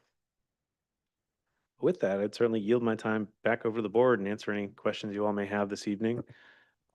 Thank you. Thank you. Thank you. This item is also available for public comment. Anyone wishing to make a comment, please step to the podium. Anybody online? Closing public comment and turning this over to my esteemed colleagues. Roger, why don't we start with you? Thanks for the adjective. What? Actually, I don't have too much to ask on this.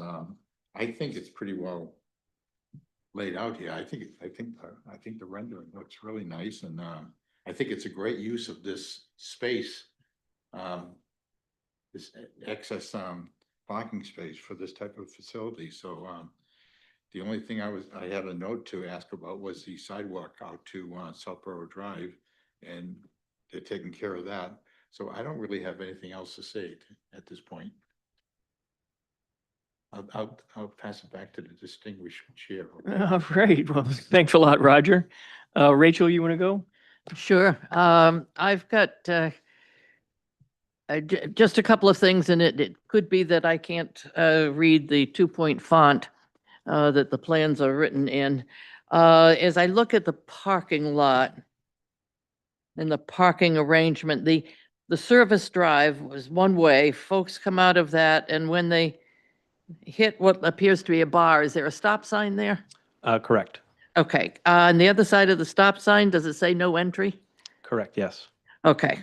Then that's probably the same answer I'm going to get when I say, and when people come out of the patient drop-off in the bar there, stop sign?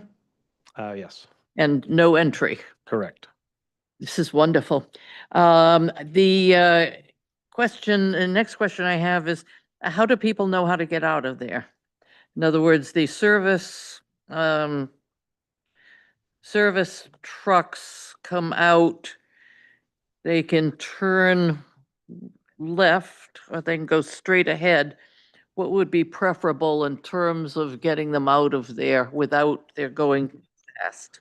Well, we did provide a truck turning movement as a part of this, and we did show what would be the preferred route. But to your point, maybe one additional sign there that says, trucks, this way to exit.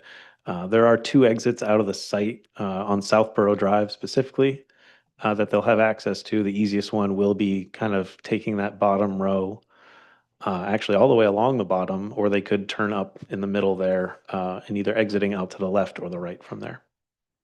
Yeah, I think anything that gets them away from where people are going to be walking from the parking lot into the building. So some sort of signage that does that would be helpful. Trying to think of, see if I have any other notes. Yeah, all I've gotten is a note here that says exit sign. So I think this is just fine. I think the work that you're doing to improve that parking lot, I had a significant number of meetings in the 300 Southborough Drive building. So I'm familiar with the sad condition of the parking lot and the spaces. And I think what you've got here is a tremendous improvement, and I like the architecture of the building. So thank you. Lovely. Thank you. Thanks, Rachel. James? Thank you, Mr. Chairman. Just one minor comment. I just confirm that you are providing lighting controls for the site fixtures more than 30 feet away. They're either going to dim down or turn off after hours. Yeah, it'll have dimmable and that timing feature there. Yeah. Cool. Excellent. I always bring it up because having also doing this for a living, sometimes those are specified, but they're never like executed or programmed. So just making sure that those actually get done during construction administration. So thank you. Thank you, James. Tyler? I have no comments further than the esteemed board has covered it all. So thank you, Mr. Chair. Thank you. And Jen? Hi. There was a comment in one of the peer review notes, memos, sorry, about whether or not there's any additional, if there have been any additional or sort of new trips to this site over the last 10 years. Can you speak to that a little bit? If you Yeah, I can. Yeah, in the last 10 years, there hasn't been any new development that counts any additional trips towards the site. Okay, and the use, what is the current use for the adjacent building that this new building will be sharing the site with? It's commercial use. Commercial use, okay. Thank you. Office buildings use. Commercial office, yeah, okay, the office space, sure. I had a question about emergency access pending your answer to whether or not ambulances would be coming here regularly, but it sounds like that's a no, or at least no more often than to any other type of building. So I'll skip over that. And I think the only other question I had that I haven't heard anything about yet, is about actually proximity to any sort of bus service here, whether there would be whether this facility would be serviced by any kind of transit, or if that exists on Southgate at all, to your knowledge. That's a great question. To my knowledge, I'm not familiar enough with the bus route through there to give you a very confident answer as to what routes are there and are available. It sounds like the type of use that, you could potentially have, having that as an amenity would be beneficial probably to a wide variety of patrons there. So I was just curious if that was factored in at all, and if not, if you or your client have any plans to have a conversation like that with the local transit agencies. There's no conversation in the works right now. I'm sure that there's some services available for that, but it's not something that's considered in terms of adding bus routes or bus stops to the site at the moment. But I appreciate that insight in the comment.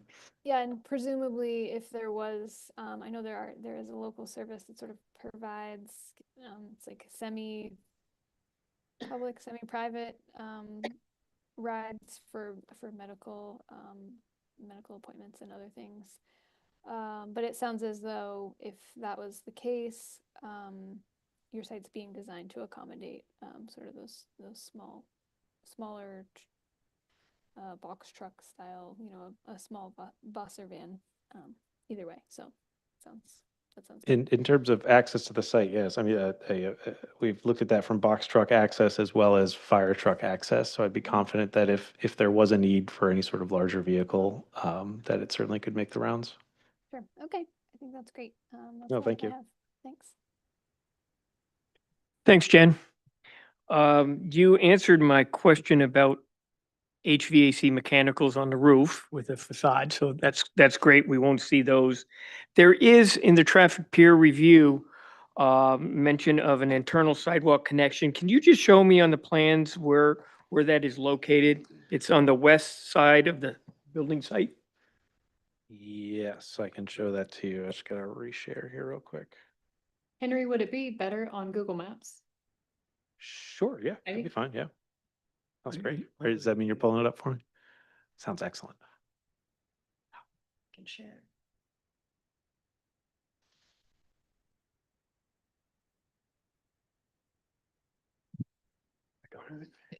I've got way too many boxes. So right now, there's no sidewalk proposed to Southborough Drive, but we will be right here where she's showing you will be proposing making this connection that ties into the existing sidewalk right there.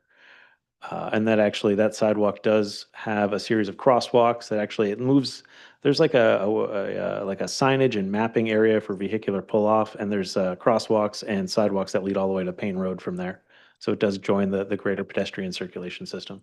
All right, so it'll all be interconnected then. Right. Excellent.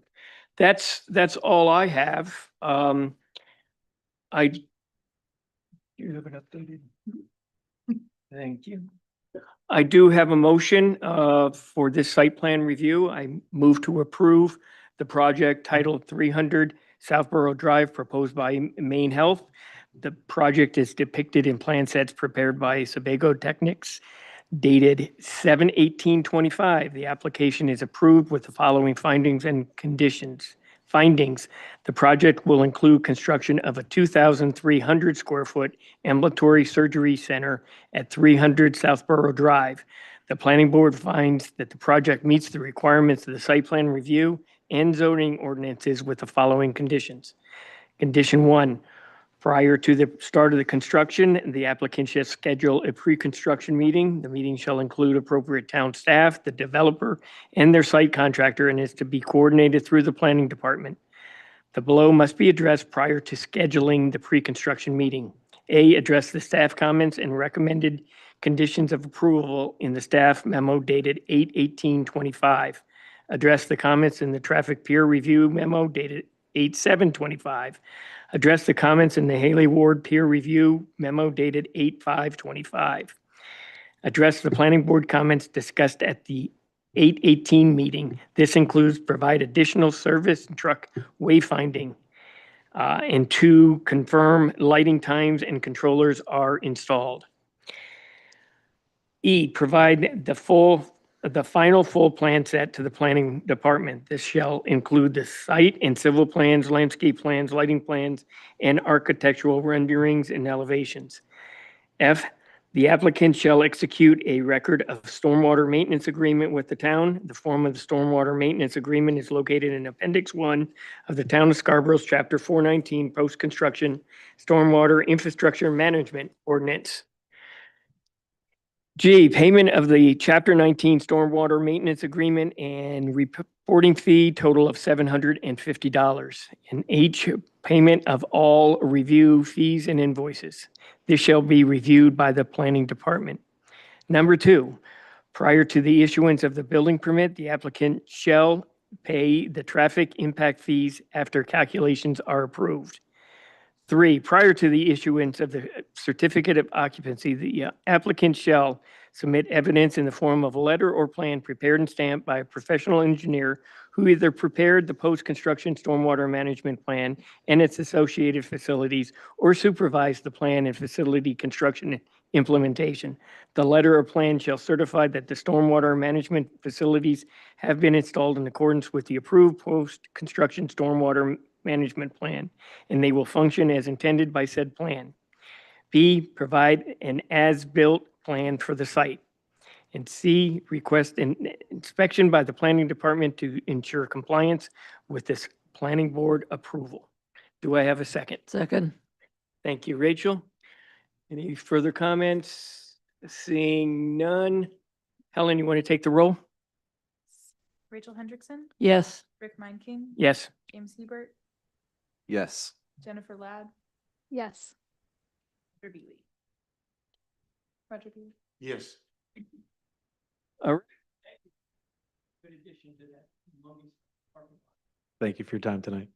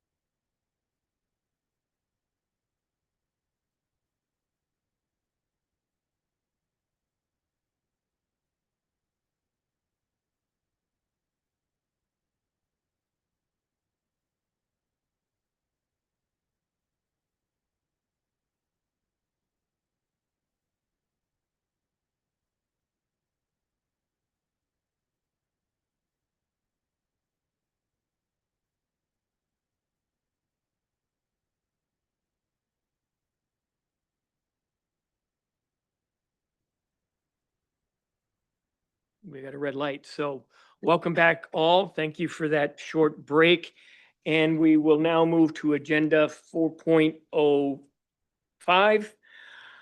Sebago Technics on behalf of NLM Enterprises LLC, Elmwood Meadows Subdivision, also known as Tower Lot Subdivision, has requested preliminary subdivision review for the proposed conservation subdivision. The proposal is to subdivide the property to create 23 single-family house lots at 19 Elmwood Avenue, Assessors Map R57, Lot 3. And Helen, would you give us the background on this?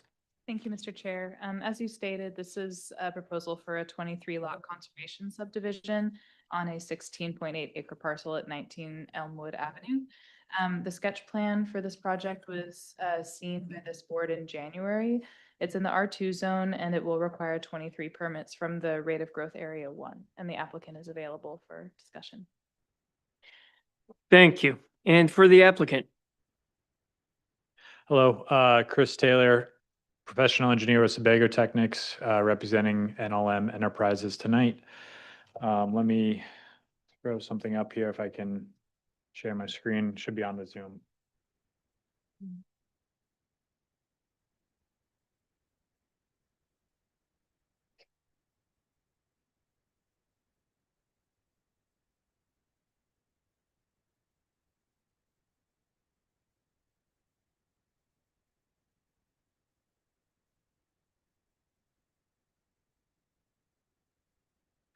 Okay, in front of you is the proposed subdivision. There's a new road coming off of Layton Farms Road. It has a loop to it. There'd be 22 lots off of that proposed new road, and there's one additional lot off of Elmwood Avenue, which is where the property gets the majority of its frontage and its address from. Currently on the lot, there are 3 communication towers. 2 of them are radio towers that will be, the tallest 2 will be removed as part of this project. And you can see in the middle of the subdivision, there's a large lot in the center of the loop that contains the existing building that's out there that has a cell phone tower on top of the building as well. That building is proposed to remain for the time being. And as part of this application, we submitted a plan showing the potential future build out once that communication tower has been able to be removed and the building demolished. That large lot in the center would be further subdivided in the future once that building can be removed. As part of the application, there'll be underground utilities, water and sewer connections serving all the lots. This is a conservation subdivision. So we're able to get reduced lot sizes compared to the zone that it's in, with a large open space around it. 50% of the lot is open space. We are preserving all of the wetlands that are on the property, not proposing any wetland impact associated with this. We are asking for some reduced setbacks to the wetlands due to the separated nature of it. We really tried to configure the road around the wetlands as much as possible, and we're able to avoid impacts to the wetlands.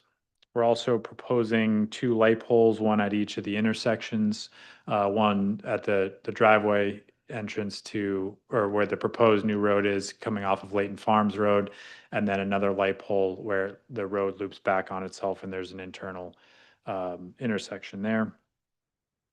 Included in the road is a sidewalk all the way going around the loop and connects to the sidewalk in Layton Farms Road. There's also a pedestrian connection via an existing driveway from Elmwood Avenue that kind of runs along the right side of the page, which is Plan South, or South, but Plan East, and then can run along the back of some of the proposed properties and connects into the proposed road as well. So there is pedestrian connection there. And with that, I will turn it back over and be available for any questions. Thank you, Chris. This item is open for public comment. Anyone wishing to make a public comment, please step to the podium, and 3 minutes is allotted. And I see, Chris, you're up first. Thank you, Mr. Chair. I believe the adjective of the evening is esteemed, so I'll try and use that as much as I can. My name's Chris Chiazzo. I live at 17 Elmwood Avenue. I'm a butter to this property. I don't want to oppose the development per se, but I have 3 areas of concern that I'd like to bring up in front of the board. I'll start with the 2, I guess, easiest ones first, and then move on to the one I think that's really critical for me. The first one is the ownership of the common property or the conservation property. That's going to abut my property right now. I think I saw in the application that administrative work is being applied for. I'm not sure who's going to own that, how that's going to happen, but because I'm abutting it, I'd like to know who I'm going to be working with or having to interface with if there are any concerns or questions that come up because of that. The second issue I have is privacy. Right now, it's an open field, and there's some trees that are currently on the property that are buffering. I'm not sure what the plans are, but it would be nice to have some privacy, especially with the number of units that are going back there. I'm not sure if that's something that can be accommodated as well, but it would be nice to have some kind of privacy break between our existing property and what's being planned. My third concern, which is a big one, revolves around Lot 27. And I apologize, I don't have the layouts in front of me, but I think it's in your package as the 240671 plans. I'm not sure if Autumn can bring those up or not, or if you want to look at those. Lot 27, thank you, perfect. That's that little dogleg lot that gives frontage to Elmwood Avenue. You can see across that northeast corner, that road that cuts off. Give you a little history of our property. Our property was originally bifurcated, right? So just as everything is pretty standard and normal in Scarborough, the access to our property is that road. It's always been that road. That road's been in existence, and my understanding is since the 1920s. If this proposal goes through as planned, that will effectively eliminate access to my property. So I know the board, that's not a board decision to make. I completely understand that, and we have legal counsel that we've retained. However, we obviously don't want to go that route. We'd prefer if there's something that can be mitigated to allow us to maintain access to our property. I have reached out to the developer several times. We've tried to connect, and unfortunately hasn't worked out, but I continue to be open to discuss. But before any kind of approval is done, I'd like to know if it's possible that we can mitigate that, to relocate that corner of that road up a little bit so we can at least maintain our access to our property. Otherwise we'll most likely have to pursue some other type of approach. So happy to answer any questions. Hope that's clear enough. Thank you, Chris. Thank you.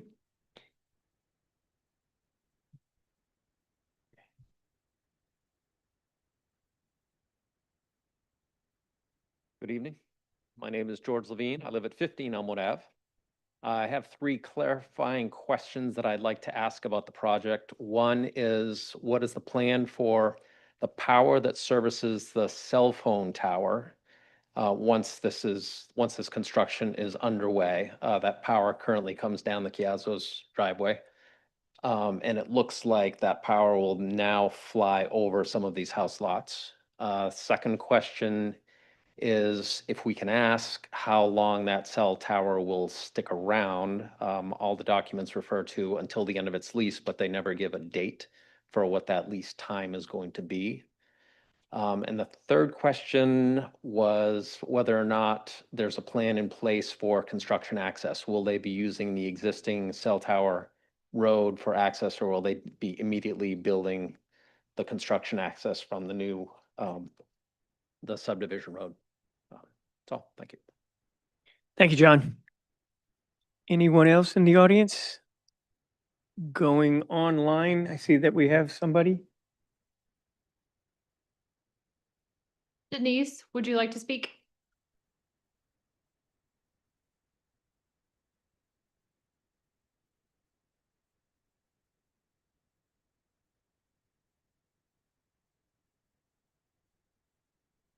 Hello. Hi, Denise. Hi there. I'm the author of one of the letters in the package, and I live directly across where this new road is going to be. Chris, no offense, but I wondered why the entrance wasn't at the 19 Elmwood Avenue. I think I can understand now, perhaps based on what Chris just said. However, it would have been a much safer way to get into the property. And I would like to question on the traffic peer review, number 5 and number 6. First, it was stated sidewalks on Leighton Farm Road. There are no sidewalks on that side of Leighton Farm Road, only on my side of Leighton Farm Road. So there are no sidewalks on that side of the road.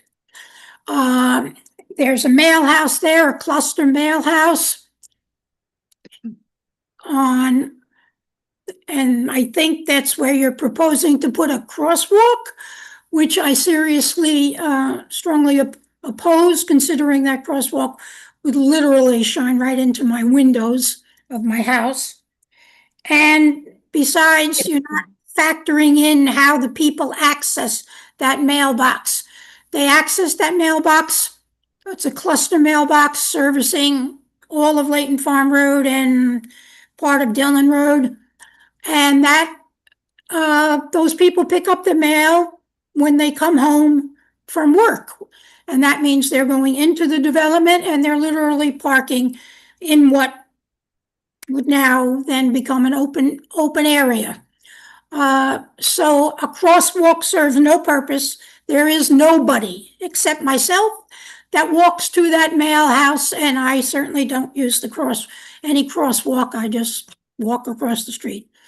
And in the traffic peer review refers to pedestrian scale lighting, number 6, provided at the proposed crosswalk. Again, there is no lighting anywhere, although it was supposed to be, according to what we were told, on one side of the street. There is no lighting on anywhere on Leighton Farm Road, no street lighting anywhere. So to suddenly stick a light, I don't even know where you're thinking that should possibly go. In short, I doubt that you would have put that entrance right there had this been developed alongside the Leighton Farm subdivision.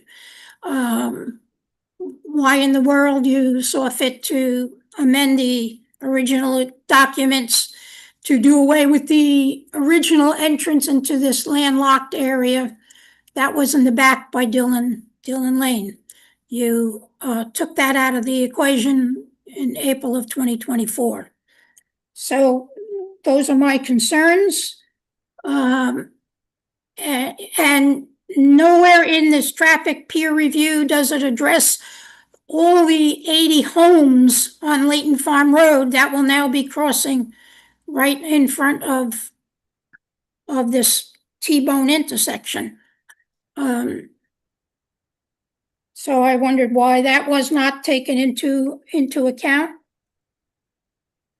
And basically, this is a horrible location for an entrance. It's right, there's only one other house, and then you hit the entranceway at the end of where it hit Elmwood Avenue. So it's just a ridiculous entrance into it. And I, along with Chris, have comments on to how much of the woods that is all there going to be left behind these houses. well, behind the new houses, and facing Leighton Farm Road. So I thank you very much. And anytime anybody wants to monitor the traffic flow to that mailbox, just knock on my door and I'll be glad to show you how people approach that mail house. Thank you, Denise. Thank you. Anybody else? Nope. Okay, I do want to enter into the record, Kirsten Pfeiffer has provided a comment, and I believe that's been included in your packets. So I entered those into the record. At this point, I'm going to close public comment and invite the applicant if they choose to address any of the comments that have been made here tonight by the public.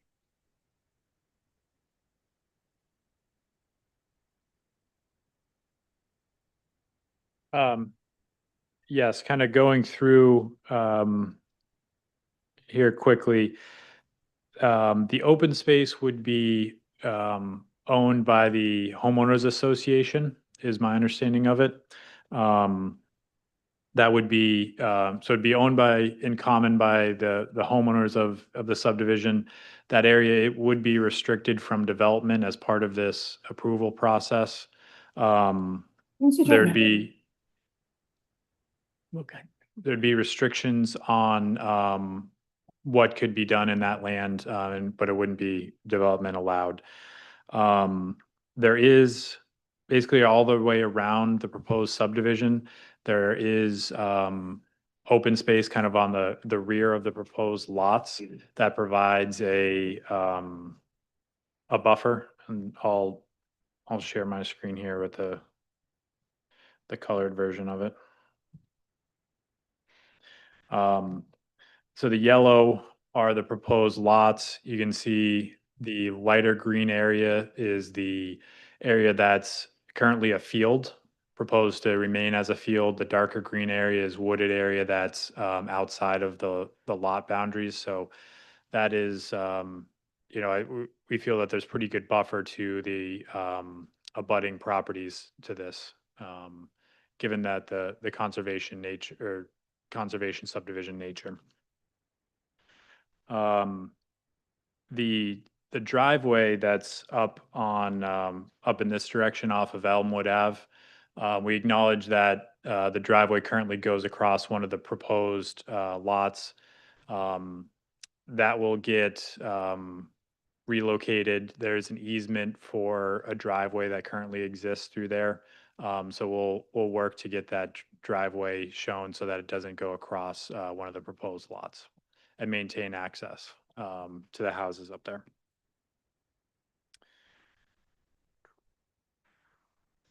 Currently, the power to the cell phone tower, it goes overhead. There's overhead utility poles along this, through the easement here. There's a riser pole at this location, and then it goes underground to the building.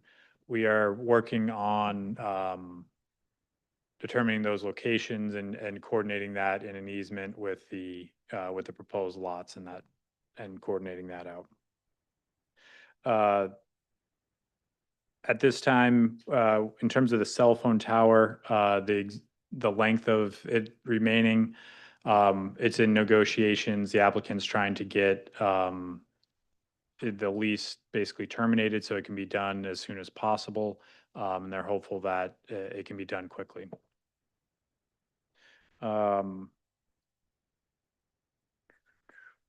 Leighton Farms Road will be used as the access for construction. So right at the beginning of construction, the proposed road will be cleared of its trees. We'll start to grade the earth and get a construction road in there.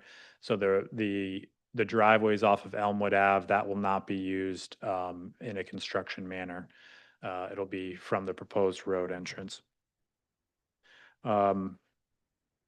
in terms of the proposed alignment and connection to Leighton Farms Road for the proposed road, that was chosen as a way to, there's frontage there from this property onto Leighton Farms Road. We're using that as access. There's it worked out better to avoid wetland disturbance. There's some wetlands if there was going to be a connection to Elmwood Avenue, and greater disturbance to the existing driveways that are through there and the access and how people access those two homes get access to their land. So that was the reasoning behind the location of the proposed road.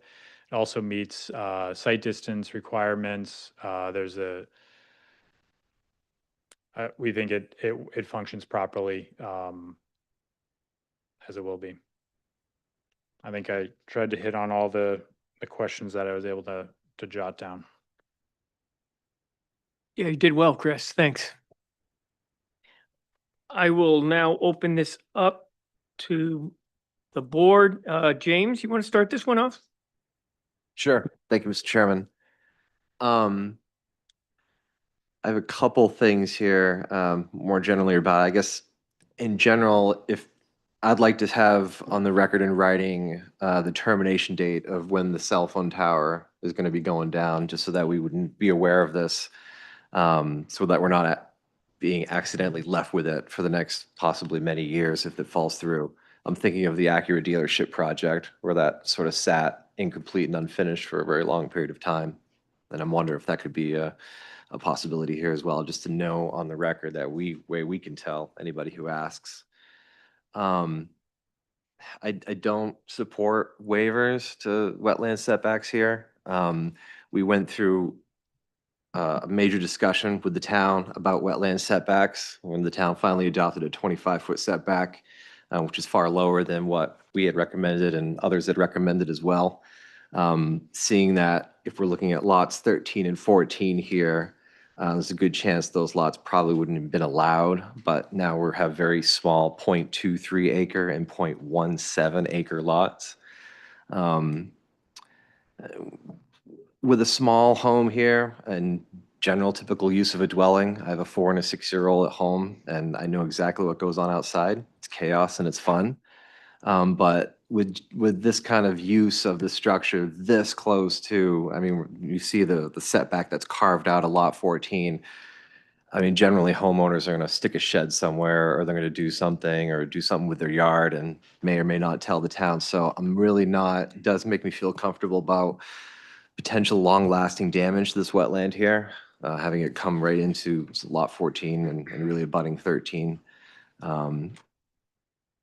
I empathize with the comments about growth in this area. There's not much we can do from the planning board standpoint as they're providing this here. We had, and this year at 8 Corners, a bus of 15 students from this Elmwood neighborhood, which is an entire class. And I know that they're bringing another teacher from Pleasant Hill to 8 Corners as well to support just the growing number of kids that are coming to these schools, particularly from this area. So I greatly empathize with that, and I know we have some town councilors here tonight as well that are probably noting this as well. But you know, here's what is before us. The last item I have here in my note, trying to find out exactly what this is. The lack of a green space, which was a real strong ask for us previously, is kind of really missing for me here. This entire area is very, very dense, especially being sensitive to the Maple Ave and the Honeywell streets, which really in the past several years, you know, a lot of people using that as cut-throughs to avoid the Oak Hill area if they're trying to go Route 1 northbound or just get access to that other part of the area. And again, this is allowed as what we're reviewing here, but I would advise some serious caution. And I want to see a green space in here. This is a really dense area, and yes, we're providing sidewalk connectivity to a lot of the other neighborhoods, and eventually they can make their way to Route 1, and then eventually they can make their way down to Route 1 to maybe the Easton Trail. But with this many people in here, and with the proven number of kids that are already coming from this neighborhood, a large general communal green space would be, I guess, very highly desirable. And I'm looking at those 5 lots that the vacant cell phone tower would provide for that. But again, those are my thoughts right now, Mr. Chairman. Thank you. Thanks, James. Tyler? Thank you, Mr. Chair.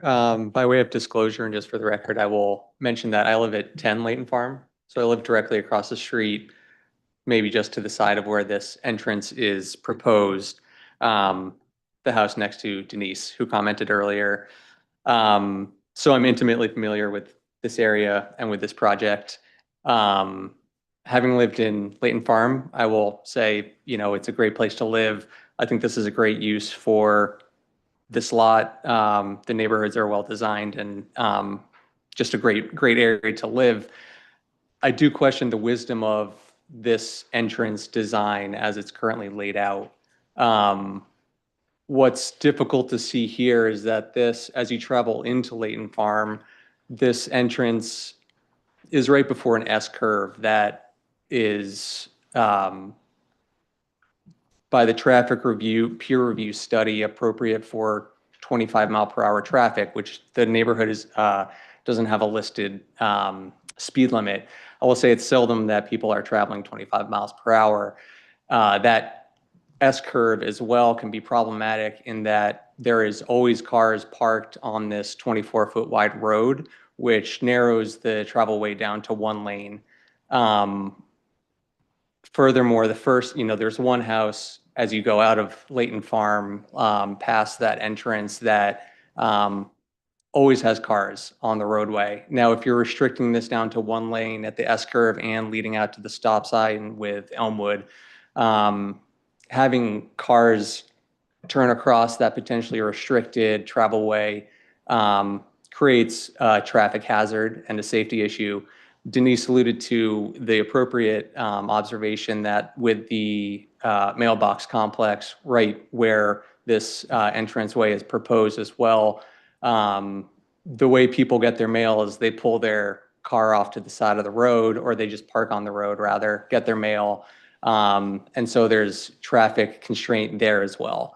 All of this to say that this design to me is not the correct solution.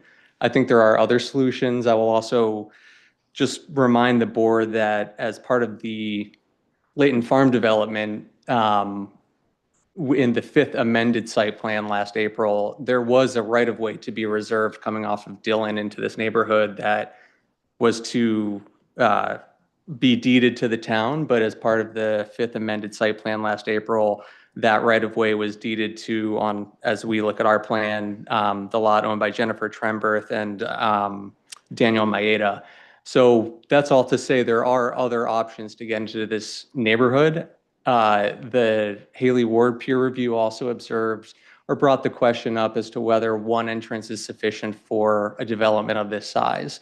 I have a similar concern with, this many lots. I would question whether there needs to be another access point. This many cars coming out to Elmwood Drive or Elmwood Ave, is a decent amount of added traffic to an already heavily traveled roadway. So all that to say, I do have concerns with the current design. I think the project is a great project and a great use for this parcel, but I think there's some work to be done as far as the entrance to the neighborhood is concerned. Thank you, Mr. Chair. Thanks, Tyler. Going down to my left, you want to go? Go ahead, Rachel. Yeah, let me point out that we've got a little confusion here. Roger and I have been shuffling through paper. On the original, or on the plans, the Elmwood Meadows subdivision plan that we got, see if I can find it. I don't know, I can't immediately see a date. Looks like this. There is no lot 27. There is a lot 19. On the second set of plans that we got at the same time, lot 19 has become lot 27. Lot can't quite read it, looks like lot 20 has become lot 19. In other words, when you go to full build out, you're changing the names of all of the lots. It would really help us if we knew which lots we were dealing with.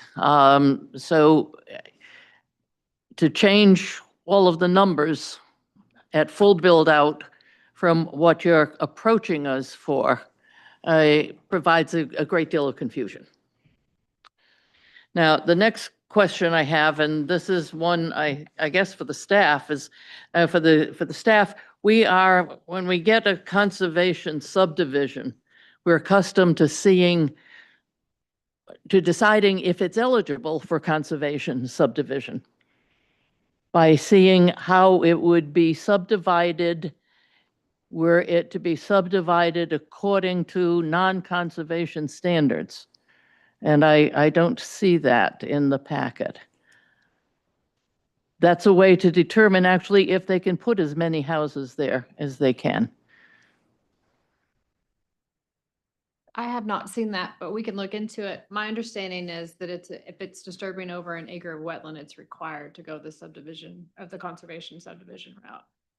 Well, we don't know that it's disturbing over an acre until we see how they've laid it out. If there's over an acre of wetlands on the side.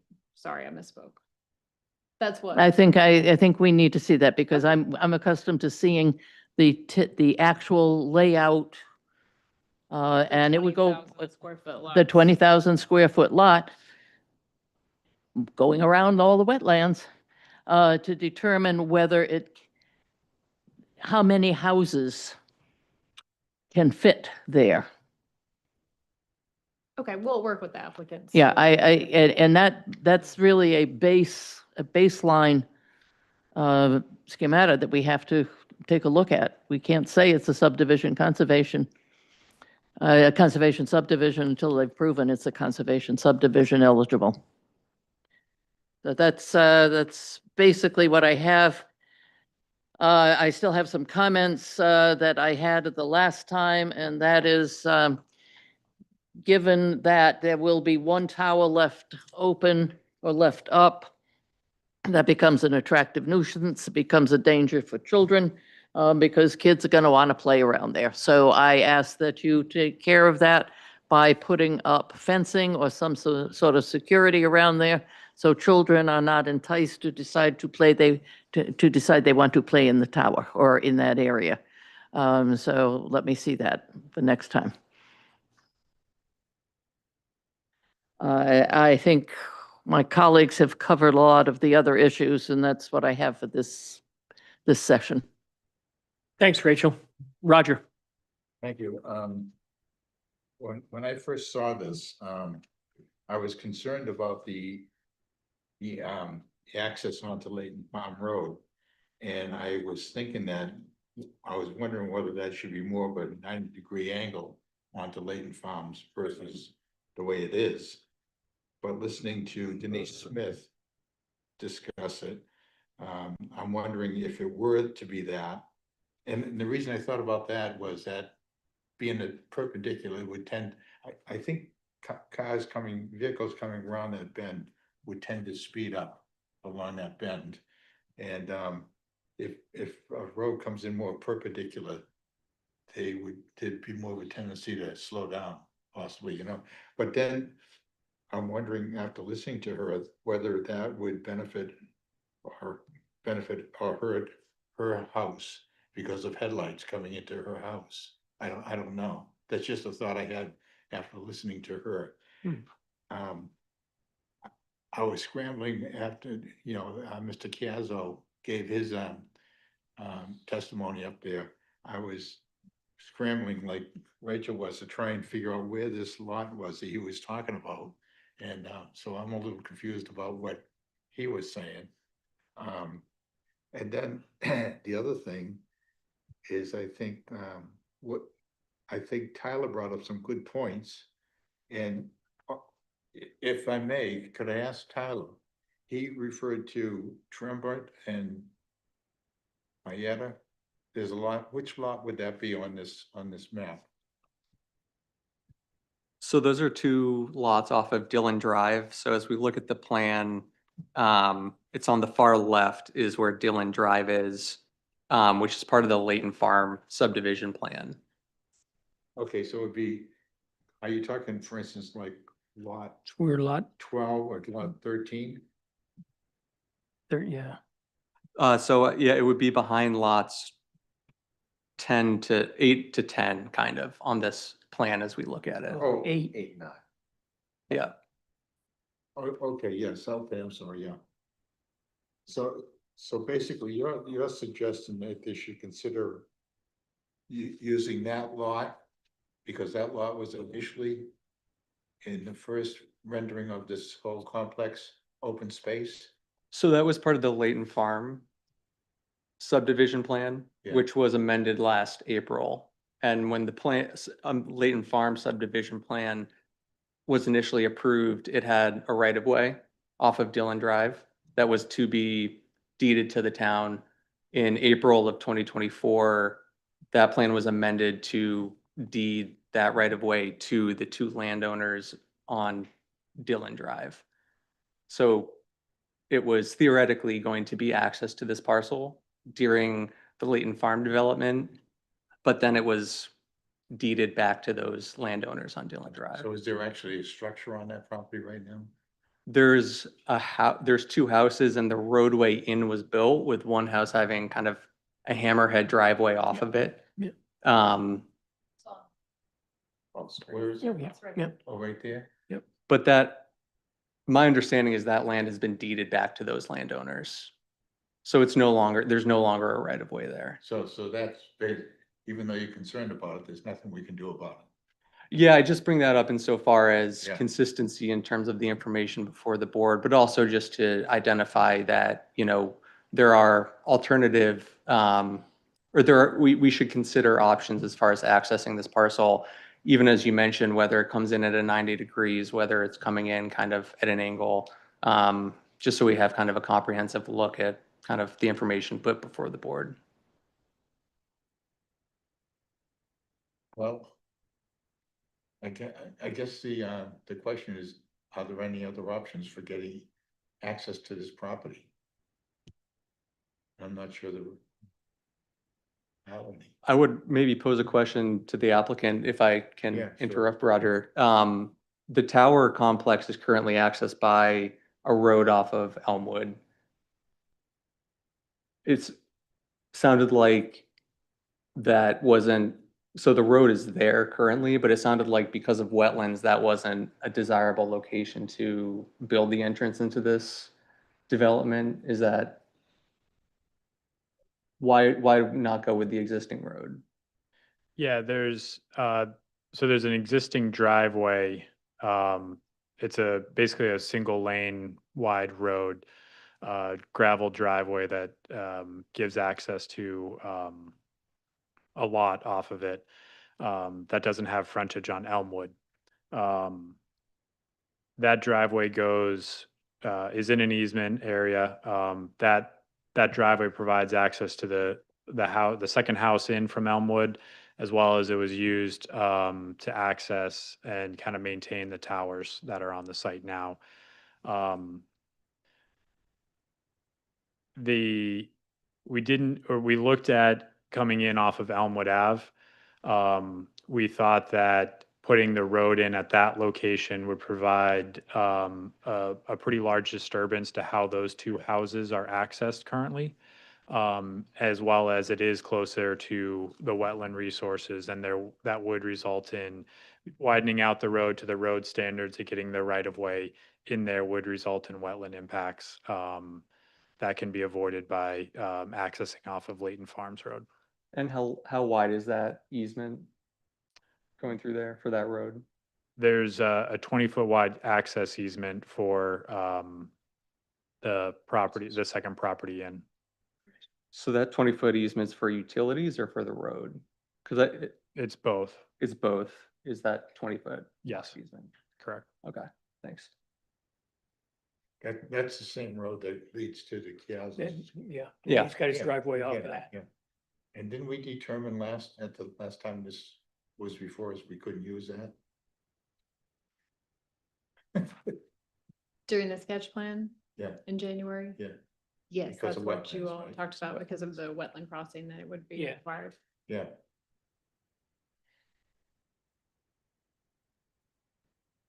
Anything else? I don't know. We You seem got to. your answers. Now you just gotta digest it, huh?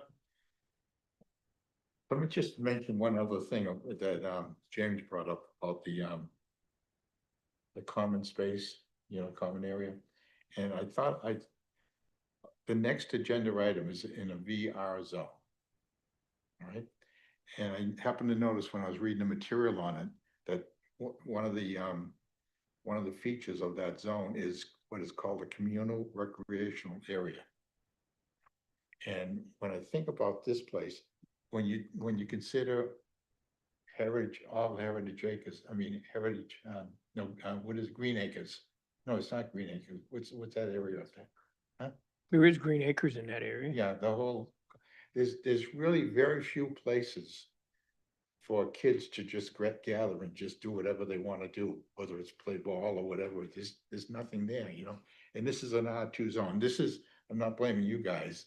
I'm blaming the town, I mean, maybe the town should have thought about in the R2 zone when there's a large development of homes that are not near playgrounds, have easy access to playgrounds.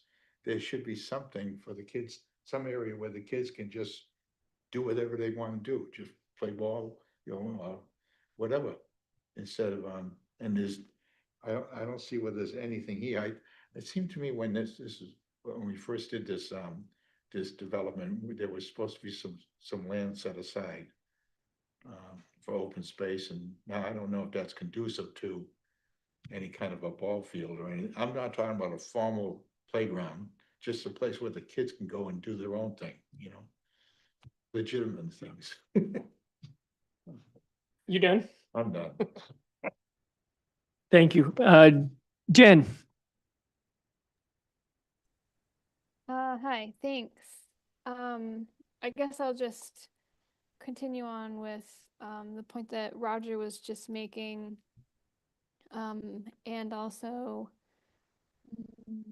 someone else that spoke earlier, I can't remember who, but perhaps multiple people that you've heard from. I think in this sense, we refer to these often as conservation subdivisions, and traditionally that does, that comes with a discussion about sort of conserving existing land and habitat and waterways and things like that. And that's just how we happen to see it, because that's conducive to this type of development. But I think that to the point that Roger's making, there is sort of a value too in thinking about conserved lands as just not fully developed, or not fully developed as housing lots like the rest of this plan is showing, and that there is tremendous value for this this mini neighborhood. You've heard a lot about kids and space to play, but also just anyone to sit at a bench or just to stare at some additional, tree plantings, an opportunity for additional canopy cover in an area where folks, based on the sizes of these lots, they're not going to have, there aren't going to be large backyard opportunities here.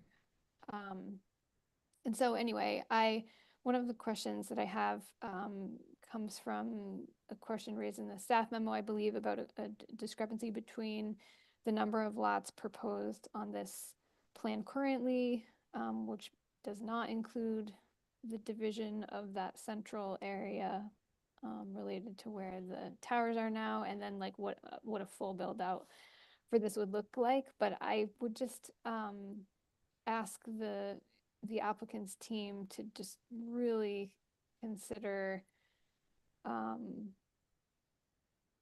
the value, I guess, to this this future neighborhood and even the neighborhood beyond and adjacent to it. The difference between, you know, 1 or 2 or 3 or whatever your number is, additional house lots in lieu of open space, and I choose that term specifically to not be necessarily, you know, conserved undeveloped space, but not developed space. So something in between, some sort of open space, a recreational opportunity, formalized or not formal, like Roger was talking about, you know, even just grass, or, you know, community gardens or something like that. I think, you know, the fact that you're already having a homeowners association in place here, there will be a body available for some of that, you know, potential oversight and management of some common spaces like that. And I really, when I think about a lot of our other neighborhoods, even well-established neighborhoods in Scarborough, we don't have many that have those types of open spaces in them. There are a few, and they're highly sought after and heavily used. And I think that would just be a great opportunity to create another instance of that here. So I would just ask you to really consider that for these folks in the neighborhood that this will create, and also, you know, some of your some of the abutters that you've heard from tonight too. What else?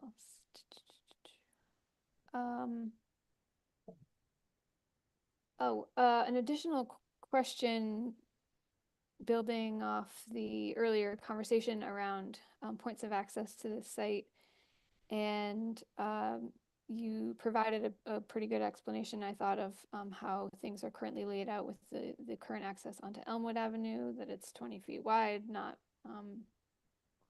wide enough and not without significant wetland impacts to sort of make that a full access. But I'm curious if in this case it would be at all helpful if that was a one-way access in or out. I would leave to someone else to think through that a little more fully, but I do think it's great that you're proposing to preserve that for pedestrian access. I could see that making a great walking loop for folks wanting to, you know, walk outside of this neighborhood and into other parts of the connecting neighborhoods. But if there is concern about sort of the number of lots and the intensity of the development here being really limited to one point of access, a one-way access could potentially help alleviate some of that. Maybe not fully, but maybe that's a common ground that you can look into. And then I guess just one last question. The plans, let's see, the plans identify a couple of different easements, some of them pretty clear, 15-foot drainage and maintenance easement, 20-foot wide utility easement, things like that. But to the back, let me zoom out here a second. So sort of plan north or to the easterly side of the proposed loop, there is a 20-foot access easement that's called out to be the responsibility of the homeowners association and the town of Scarborough. I was wondering if you could just explain that a little bit more, and also perhaps in the context of another comment I believe from staff about this set of plans not necessarily addressing some prior discussion around connectivity for the site to other trails or paths, I suppose, in this area. And so I'm curious if that's what that easement is for, and if so, could you show the trails? And if that's not what it's for, help us understand what the thought is there.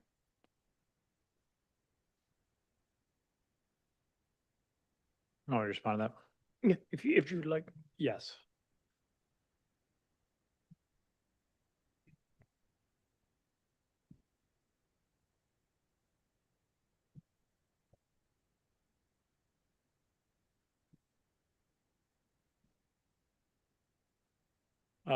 Jen, I believe this is the easement that you're referring to here. there's a proposed stormwater basin in this location. There's this chunk of land that contains a stormwater basin gets conveyed to the homeowners association, and it'll be their responsibility to maintain that stormwater basin. There's an easement, an access easement here that gets conveyed to the homeowners association as well as the town of Scarborough. That was, we've seen that done in the past, that the town wants to have access in case maintenance isn't performed, and the town has to go in there and do something if it falls apart. So we try to show that on there, that the homeowners association has access to it as well as the town. That would also provide access. That would be an area that someone could walk. There's a pretty good berm around the stormwater basin that is conducive to walking. So that does provide another kind of loop trail you could go off of, use the sidewalks, get to this access easement, and kind of do a loop through if you wanted to. Your other question, Jen, regarding trail connection to Layton Farms Road, there's this land right here. There's a wetland system over here that continues on to the adjacent subdivision. Those are this area right here is open space on both subdivisions. So if someone wanted to, they could walk through.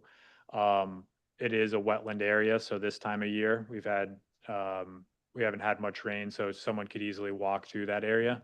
Other times of year with it being a wetland, not so conducive to access, but we didn't want to show a physical trail being built through the wetland for that reason. Okay, I think that makes sense. I guess my only maybe follow-up comment would just be that, maybe that access easement be identified similarly to the other easements that you have on the plans, which is for drainage and maintenance access. And then a little bit more practically,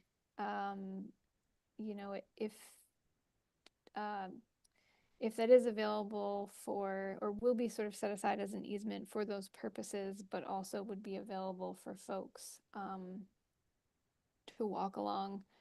I'm just curious in the future how that would be demarcated, or like you're probably not going to put a sign there is my guess, but sometimes we'll ask folks to to identify wetland buffers, for example, with certain sort of natural elements, if they're boulders or things of that nature, so that folks understand that that's not their lawn, they shouldn't be mowing it, they shouldn't put a shed there, that type of thing. And I guess I could see in that case, with that 20-foot wide easement in particular, if it was not, if it is sort of commonly or publicly owned, if there's an easement there that's available to both this association and the town, that would be land that anyone could walk on, as you mentioned. And if it wasn't noted as such, no one might know that. And so just a thought about, not necessarily needing lights or signs or paint or anything like that, but just some sort of notation to folks that both to the public and the neighbors here and those adjacent homeowners that line exists. And I think that's pretty much all that I had. I had some other questions that were answered earlier. Yeah, thank you for bringing this forward, and thanks to the abutters for providing their comment. I think that's really helpful to this board for us to help understand your thoughts here. Thanks, Jen. Roger, quickly, you wanted to add something? Yeah, just on the plans you have up there, the light green area, are those wetlands? No, the light green area is actually field right now. There's a large field because of the towers. So the light green area is area outside the tree line. It would be in the common open space. So that area is all you know, kids can run back there and if they're part of the subdivision. Why couldn't a, access road go right to there to, is Dillon? Dillon runs on the left side of that screen, right? Yeah, it's privately owned now. That light green area? This light green area isn't, but there's no, right to it. Oh, on the other side? Yeah. Okay. this is all private, these are all private lots. This is what those other markings. Dillon was talking about. Yeah, yeah. Okay, just one last question on the cluster mailboxes that Mrs. Smith talked about. I don't know anything about the regulations regarding those, but are the clusters, are they right there for the whole neighborhood, or are there other clusters in other places, do you know? And can that cluster mailbox be moved so you can reduce some of the congestion of people parking their cars right there? I don't know if that's the only cluster mailbox for the adjacent subdivision. There's 3 different ones. We are proposing one cluster mailbox for this subdivision though, which is at the entrance. To the entrance. Yes. Is that where the existing cluster mailbox is? It's close, but it's not there. This one would face the new road. There's an existing cluster mailbox that faces the existing Layton Farms Road. Maybe it might make sense. Yeah, we can move. Yeah, I mean, move it more into that neighborhood, right? Okay. In either direction. Yeah. You want to repeat that in either direction? Yeah, we can move the cluster mailbox. Right now, it's currently proposed down here near the road entrance. We can move that more centrally located into the subdivision. Okay. You all set, Roger? All right, you're done. Go ahead, Tyler. Thank you, Mr. Chair. One more thing on the mailbox note, Roger. Thank you for bringing this up. I don't know if the regulations allow for this or if this is allowable, but the existing mailbox complex servicing Layton Farm, there is some room behind it as it currently is situated, and pushing it back from the road and creating space for cars to pull off could be another helpful solution to getting the cars off of the travel way in that constricted area. So I don't know if that's doable, but just another idea that might be worth looking into. Thank you. Thanks, Mr. Chair. Sure, Tyler. Well, we're just a wealth of suggestions, aren't we? I think at this point, this has been vetted to the point where now you can go back and take these comments, and certainly there's some fixing up to do. I got confused when we started talking about lot 27, when the public came out and I couldn't find 27, found it when it's on its full build out. So consistency is important, and you heard that from the board here. We want to make sure labels are consistent.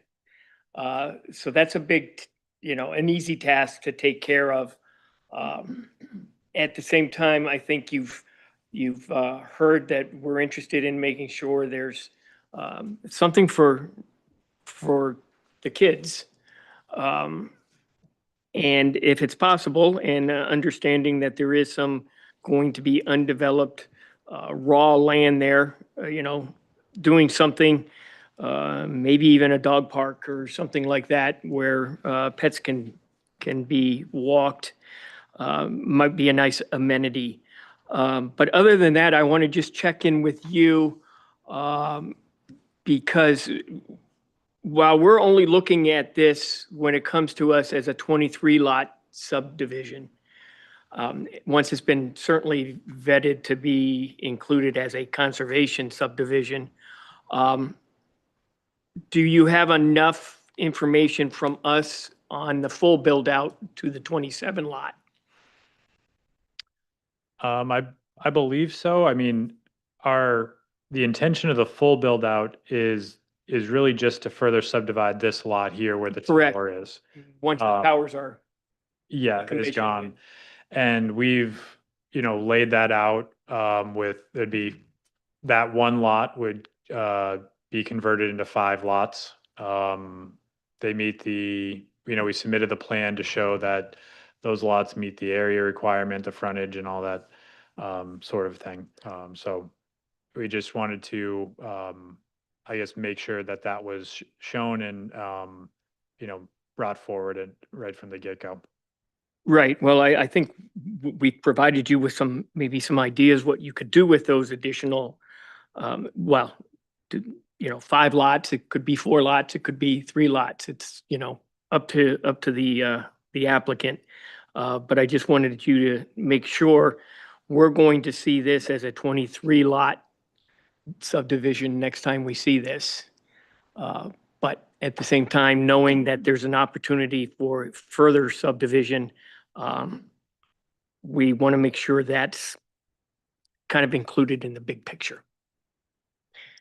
With that, if there's no more questions from the applicant, I think we will see you again. I think I'm all set. Thank you. All right. Thank you.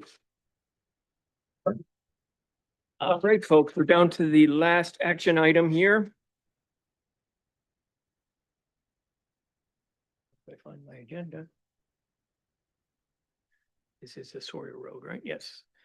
So we'll move to item 4.06, Gora Palmer, on behalf of 4 Highland Avenue LLC Sawyer Road subdivision, has requested preliminary subdivision review for 1 parcel to be divided into 4 single-family lots with access via Sawyer Road. This subdivision is located at 123 Sawyer Road, Assessor's Map R58, Lot 24. Helen, can you give us a briefing on this one? Yes, thank you, Mr. Chair. So this proposal is for a 4-lot subdivision on about a 1.5 acre property at 123 Sawyer Road. There is 1 existing single-family home on the location now, as well as 1 garage. It's in the VR4 zone, as Roger mentioned earlier, and it will require 3 permits from the rate of growth area. The applicant is available for discussion. Thank you, Helen. And for the applicant? I can't share.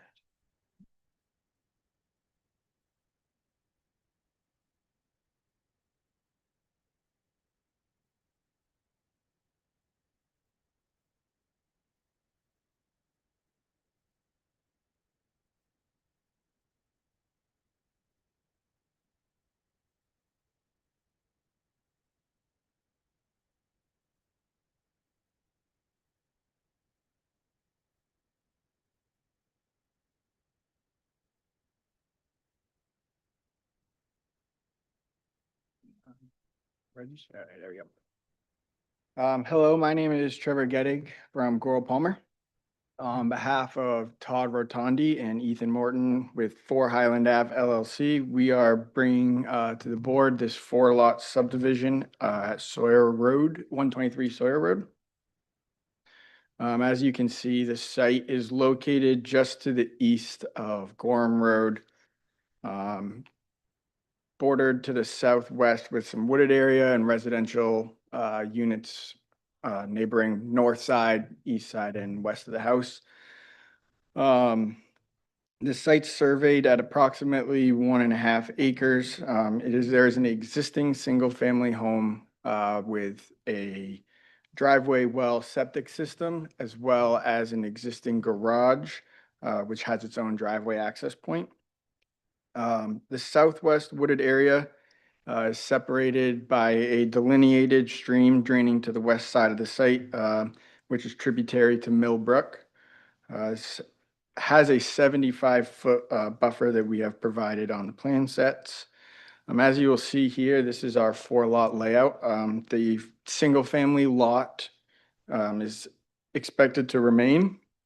This will be lot 1, and then the 3 new lots will be lot 2, 3, and 4, which were all constructed of single-family homes. As seen on this plan, we are connecting to existing public water main and existing force main located in Sawyer Road. The green line is the force main connection, and the blue line is water services. The existing leach field and septic system will be retired, as well as the well will be abandoned.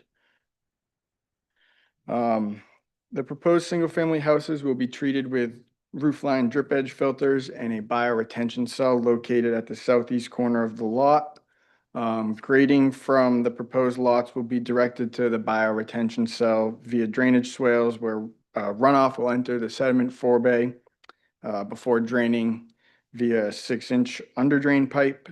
A beehive grate has been provided for overflow. And all of this is tributary to the stream located on the south side of the lot. The building locations have not been finalized at this time. However, they're compliant with the setbacks and the buffer from the stream. These are all based on the dimensional standards for the Village Residential 4 district, which is where we're located. The roof line drip edge filters also aren't shown. They'll be along with the house. We'll treat the roof. We've reviewed comments from peer reviewers as well as the town. Don't have any major comments, and we believe that resolutions can come to all those comments. And now I'd like to open it up to the board for comments. All set? This item is also available for public comment. Anyone from the audience? Not many left. Corey, you're hanging in there. Anyone online? No. Okay, we'll close public comment. I'll start this one off. We need to talk about the sidewalks. Did you get the staff comments? Yes, you're talking about the discussion item 1. Correct. Yes, we talked about this at the DRC meeting. We're understanding that this, I would say, is generally applied to new roads. However, this will have an aspect of needing a sidewalk at hopefully some point in the near future. We're willing to participate for our half or our side of the project. With I think an in lieu fee was requested. We can work on getting something put together. So for you're that. amenable to an in Yeah, I lieu fee? understand part of the, the district that we're in is sidewalk is important for the nature of a development like this, so. Okay, I believe there's street trees were also requested. We'll plant a tree with each of the lots, as mentioned there too. all right, great. Yeah, go ahead. Trevor, did you have any concerns with the distance for the sidewalk? I know in DRC, we talked about, would it just be for the frontage of the 4 lots or would it be for the entirety of the property? I don't think we ever really kind of got that far, I guess. I would say that the frontage of our lots, I think, is like 250 or so. And the other is open space. I'm not sure how far you guys are looking for. I'm inclined to ask for the entire thing because they are 50-foot wide lots, except for the 2 on the end. So you'd remove a lot of space for the drive approaches. But that was something we talked about, that getting the board to weigh in on what you thought was appropriate in this district. Well, And again, we were just asking for a fee in lieu, Mhm. because we know at some point this road needs to have a sidewalk. What does the board feel? Let me ask you a question. When they were developing the cottages of Sawyer, there were discussions about sidewalks then. Was the sidewalk gonna come down on that side of the, in other words, the other side? Roger, sorry, would you mind using them? Thank you. I'll repeat everything, okay? Quickly. When we're reviewing this cottages at Sawyer Road, we talked about sidewalks. That was a big issue then. Were they intended ultimately to be on the other side of Sawyer Road and not the side that this development is on? So Cottages of Sawyer is required to build the offsite sidewalk. It is on this side of the road, their side, connects back to Sawgrass. And so eventually it would be that internal loop. This from here, a sidewalk would come back down to Gorham Road where we have an existing sidewalk also on Gorham Road.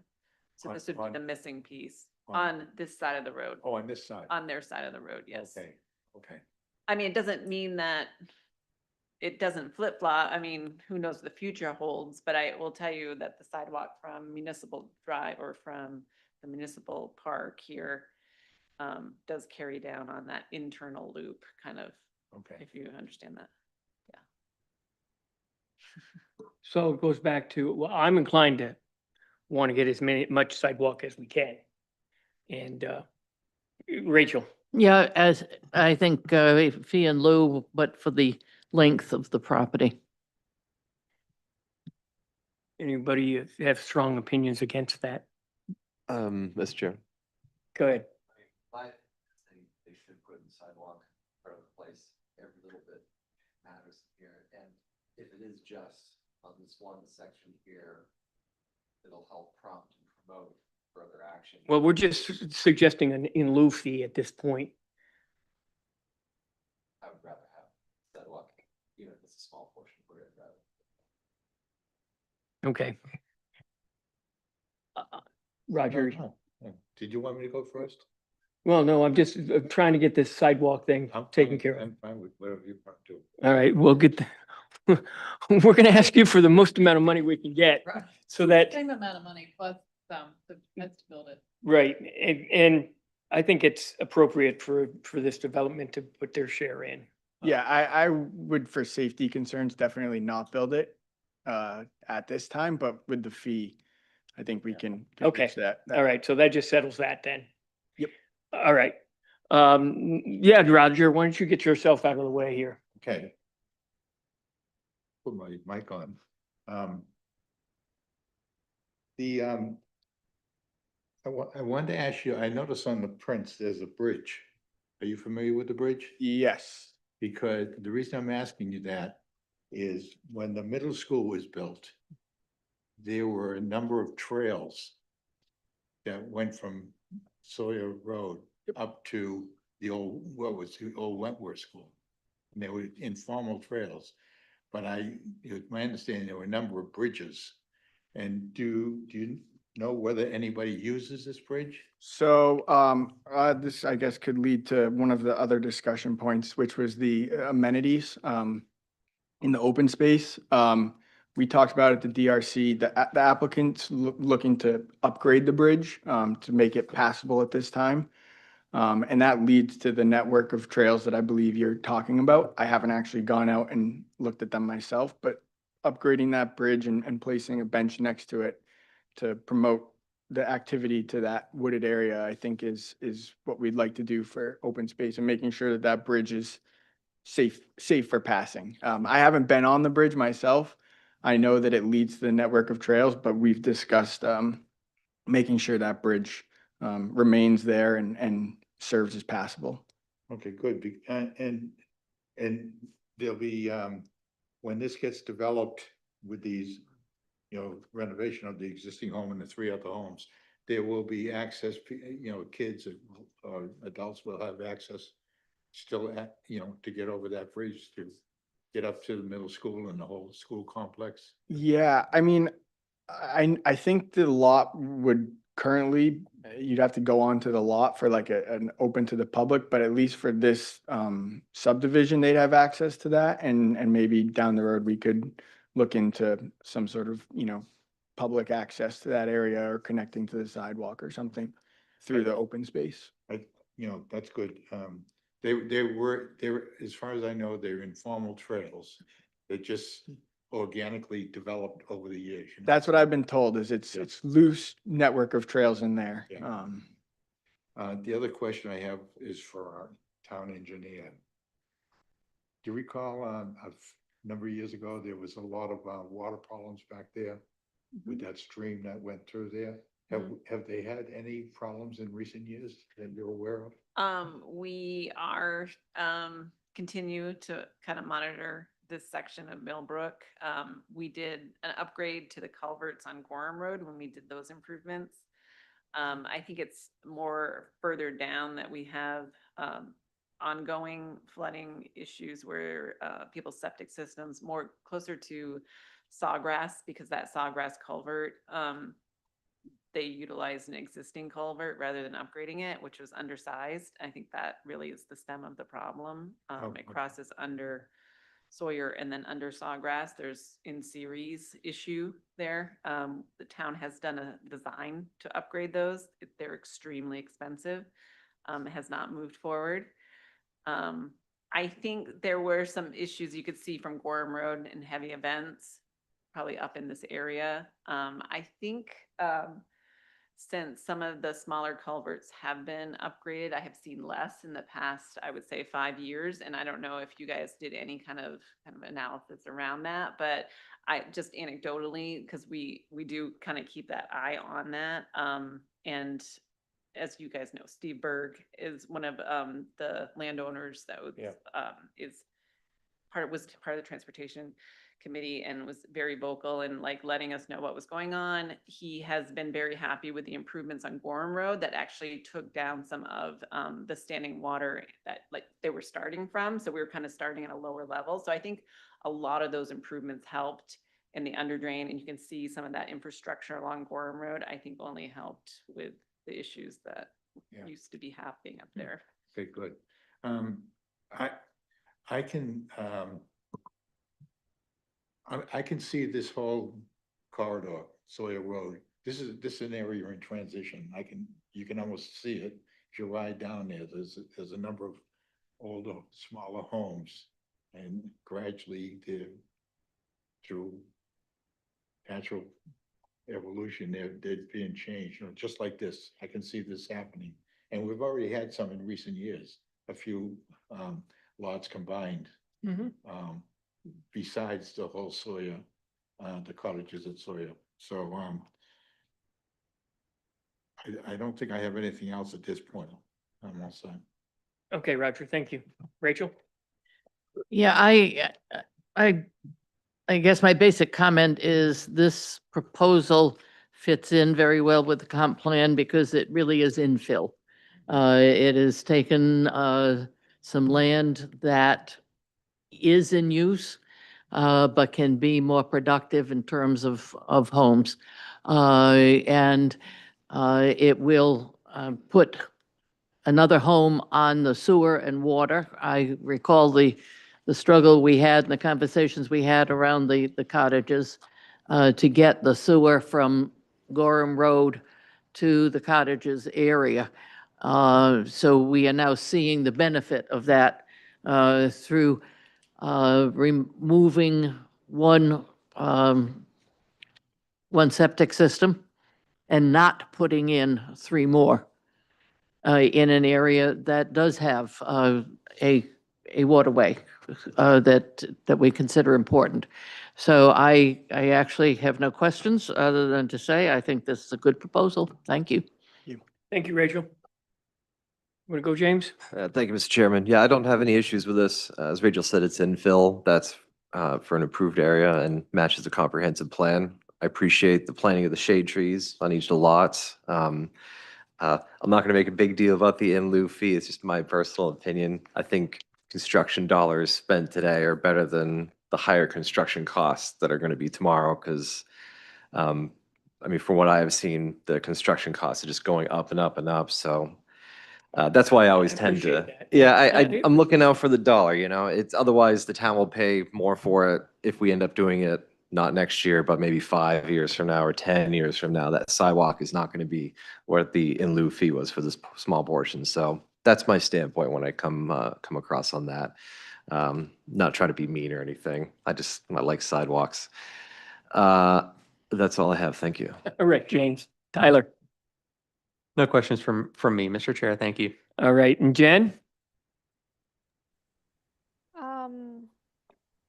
I will also just voice support for the I share James's sentiment that yes, building it now, whoever builds it now, that is probably going to be the lowest cost for that type of facility. So I guess maybe just encouraging I think we all agree that that the Sawyer Road corridor is a good candidate for future sidewalk work. here in the future, and maybe just encourage an additional conversation with staff if you haven't had one already about what that time frame would be. And if it's, if we think there's a chance that a town sidewalk project goes in here within the next 5 years, then maybe having the applicant put this in at this time does make sense. If we as a community don't have a plan for that at this point, within a window like that, I would be supportive of an in lieu fee to be part of a larger project. I like that. Yeah. Also, yes, I thought Rachel made a great point, and commend the applicant for the opportunity here to reduce the septic system and not add additional ones, and tie into public infrastructure that we already have here in place within the roadway. So I think that's a great improvement. And then I guess just lastly,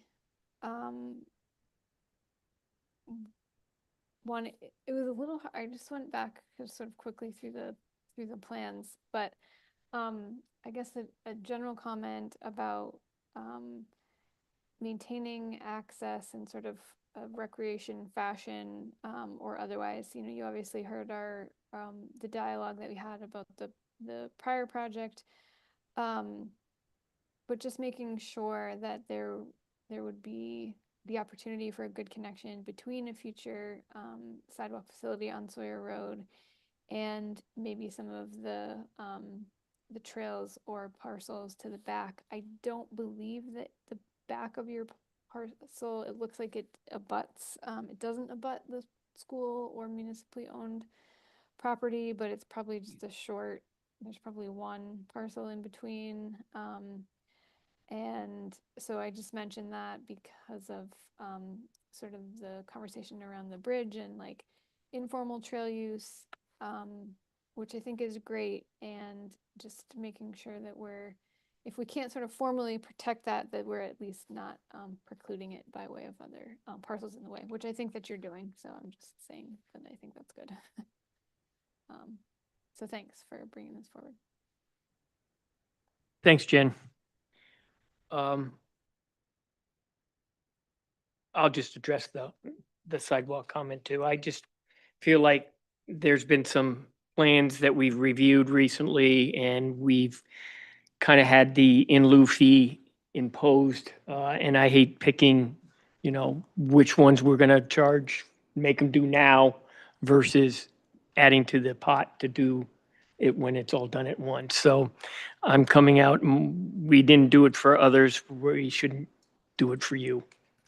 But we'll leave it up to you. You're always welcome to do it now. And you'll see that reflected in the motion that I'm about to read.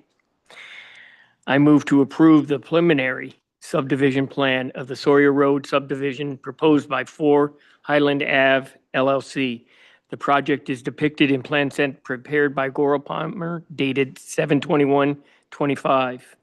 Findings: the proposal is for a 4-lot subdivision containing 3 new residential lots at 123 Sawyer Road. The existing dwelling and garage have access onto Sawyer Road, which will be used for the proposed development. The garage will be demolished to allow for the proposed subdivision.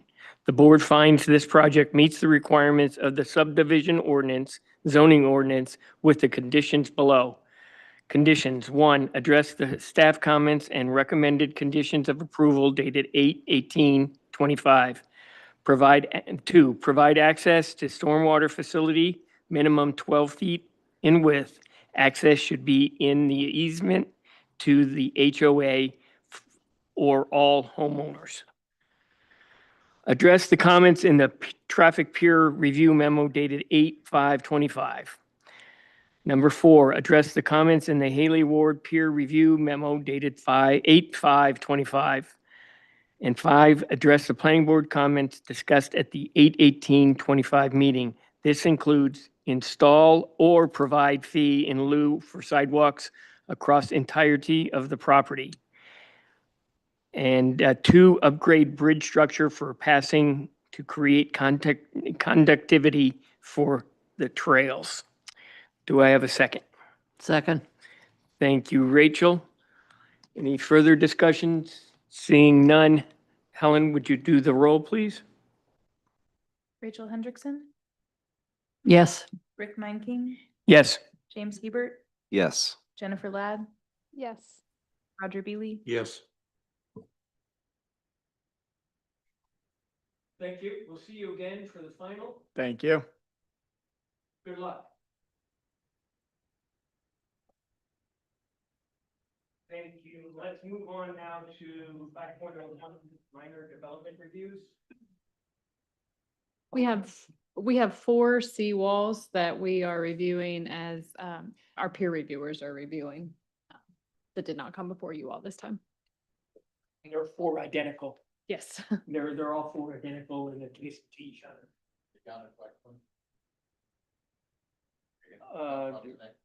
Grout Neck. Replacement seawalls. That's all we have. That's all, right? 6.01 correspondence. Any correspondence? None at this time. I will, well, next is, I can say something, right? You can say whatever you want. You're in charge. I just wanted to say, I know, I don't know if we touched on LD 1829 at our last planning board meeting. It's the new legislation that has been passed that'll go into effect. The majority of it will go into effect next July. And I just, we are having, GP is doing a presentation for town council and planners on Monday night, and our town attorney will be part of that. Myself and our zoning administrator, Brian Longstaff, have been in communications with our town attorney. There's going to be lots and lots of ordinances that need to be amended that will come before you. But the big one I want you to think about is that what you saw tonight with the Elmwood subdivision, those lots are around 7,500 to 8,000 square feet. So next July, if you have water and sewer, the minimum lot size that the towns can require will be 5,000 square feet. So we really, as a town, have to, get in front of that and figure out, we do want to require those amenities and that open space and think about that. So as you go home tonight and think about this until we see each other for the next month, just think about those types of things. Subdivision amendments will have to change the way we require, utility easements and things of that nature to really have 5,000 square foot lots done well. So that's all. Pack them in, huh? All right, that brings us to planning board comments. Anybody? Roger. I just have 2 questions for Autumn. What's the repurposing of the building next to the Town and Country, what's that gonna be? You know, Where? right next to the Town and Country building out here? They're repurposing the building? I don't know. I have not heard from them about changing the use or anything. Okay, the other one is across from the proposed Roma Joe's. That's just a single family home. That was that home that burnt, and then they demoed it recently and took down some trees, but it's just a single family home going back. Okay, all right, good. All right. That's it. Thank you. Anyone else? Jen, I just want to check in with you. All set? I have a question. All right, Rachel has. No, I'm just going to stare at Angela and find out what's going on at Scotto Hill Road and Payne Road. Well, town manager will be probably putting it in his comments on Wednesday, so I don't want to get ahead of or say something misspeak, but right now, because of the restrictions around the nature of the marsh and the natural resources, we're not allowed to work in that until November. So we're utilizing that time to figure out options. And when I say options, I mean cost estimates, working with contractors to figure out what it's going to cost for us to replace that, because we cannot put back what was there. It is undersized, and Army Corps will not allow that, which means more cost.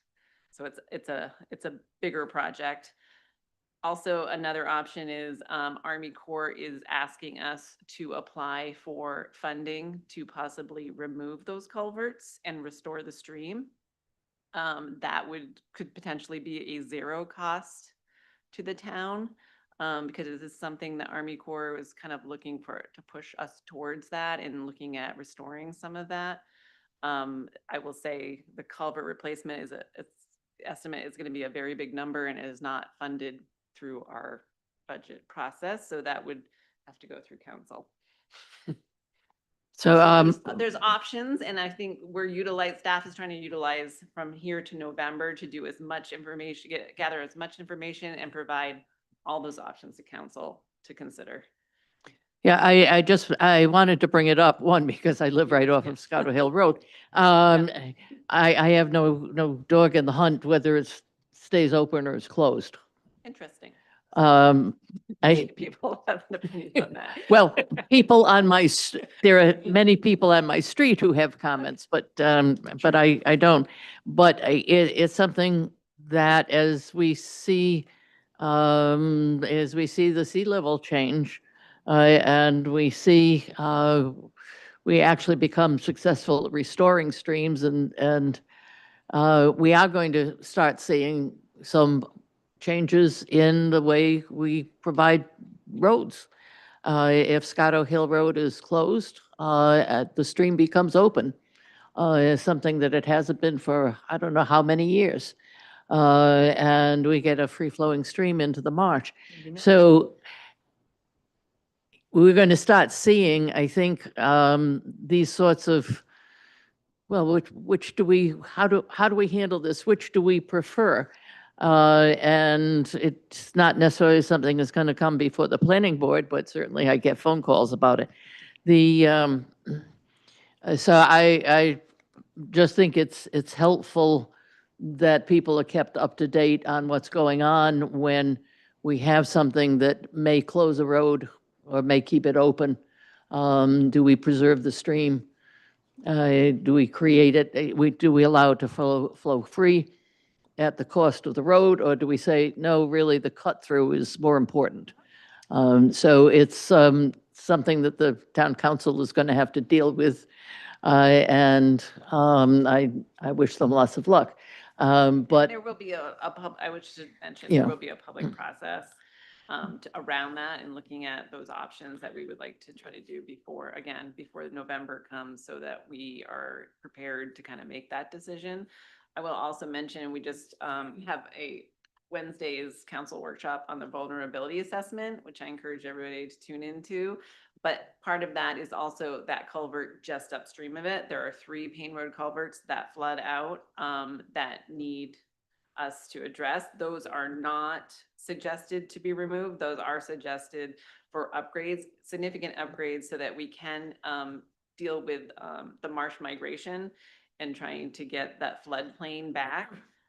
So it's kind of balancing all those things, to your point. I mean, we're not suggesting that every road gets abandoned by any means. It's kind of looking at it in the bigger picture and kind of zooming out and where our current roads are. And as this comes up, this was an unexpected failure that we're just having to deal with, and making sure we take the time to evaluate it properly. I appreciate the work you're doing. Thank you. All set, Rachel? Yep. I'll just remind my colleagues that if you go down Broad Turn, the intersection at Burnham Road now has stop signs. So slow down. Right, this is your last opportunity. One last question for Angela. One last question, period. How is the, any progress update on the Downs Road? What did, from the intersection of Market Street up to the roundabout? How's that progressing? Is it on time? And you don't have any information on that? No, they are, I mean, we do updates. We have inspections weekly out there. They are progressing.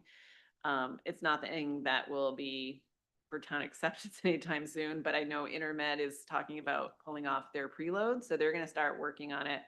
And then you're going to start seeing kind of requests for certificate of occupancy. So they're going to need that road in front. I don't know when it will actually reopen to Costco, that piece on the other side of Intermed, between the roundabout and Intermed. I don't know when the plan is to reopen that. I think they're kind of enjoying being able to construct without people going super fast through a construction Yeah. site. I'm sure it makes it a lot safer and easier for them to navigate through and build that. I asked that question on behalf of the citizens of Scarborough. Okay. It'll be probably about 12 to 18 months, Roger. There you go, Roger. Do I have a motion to adjourn? So moved. Thank you, Rachel. Good night, everyone.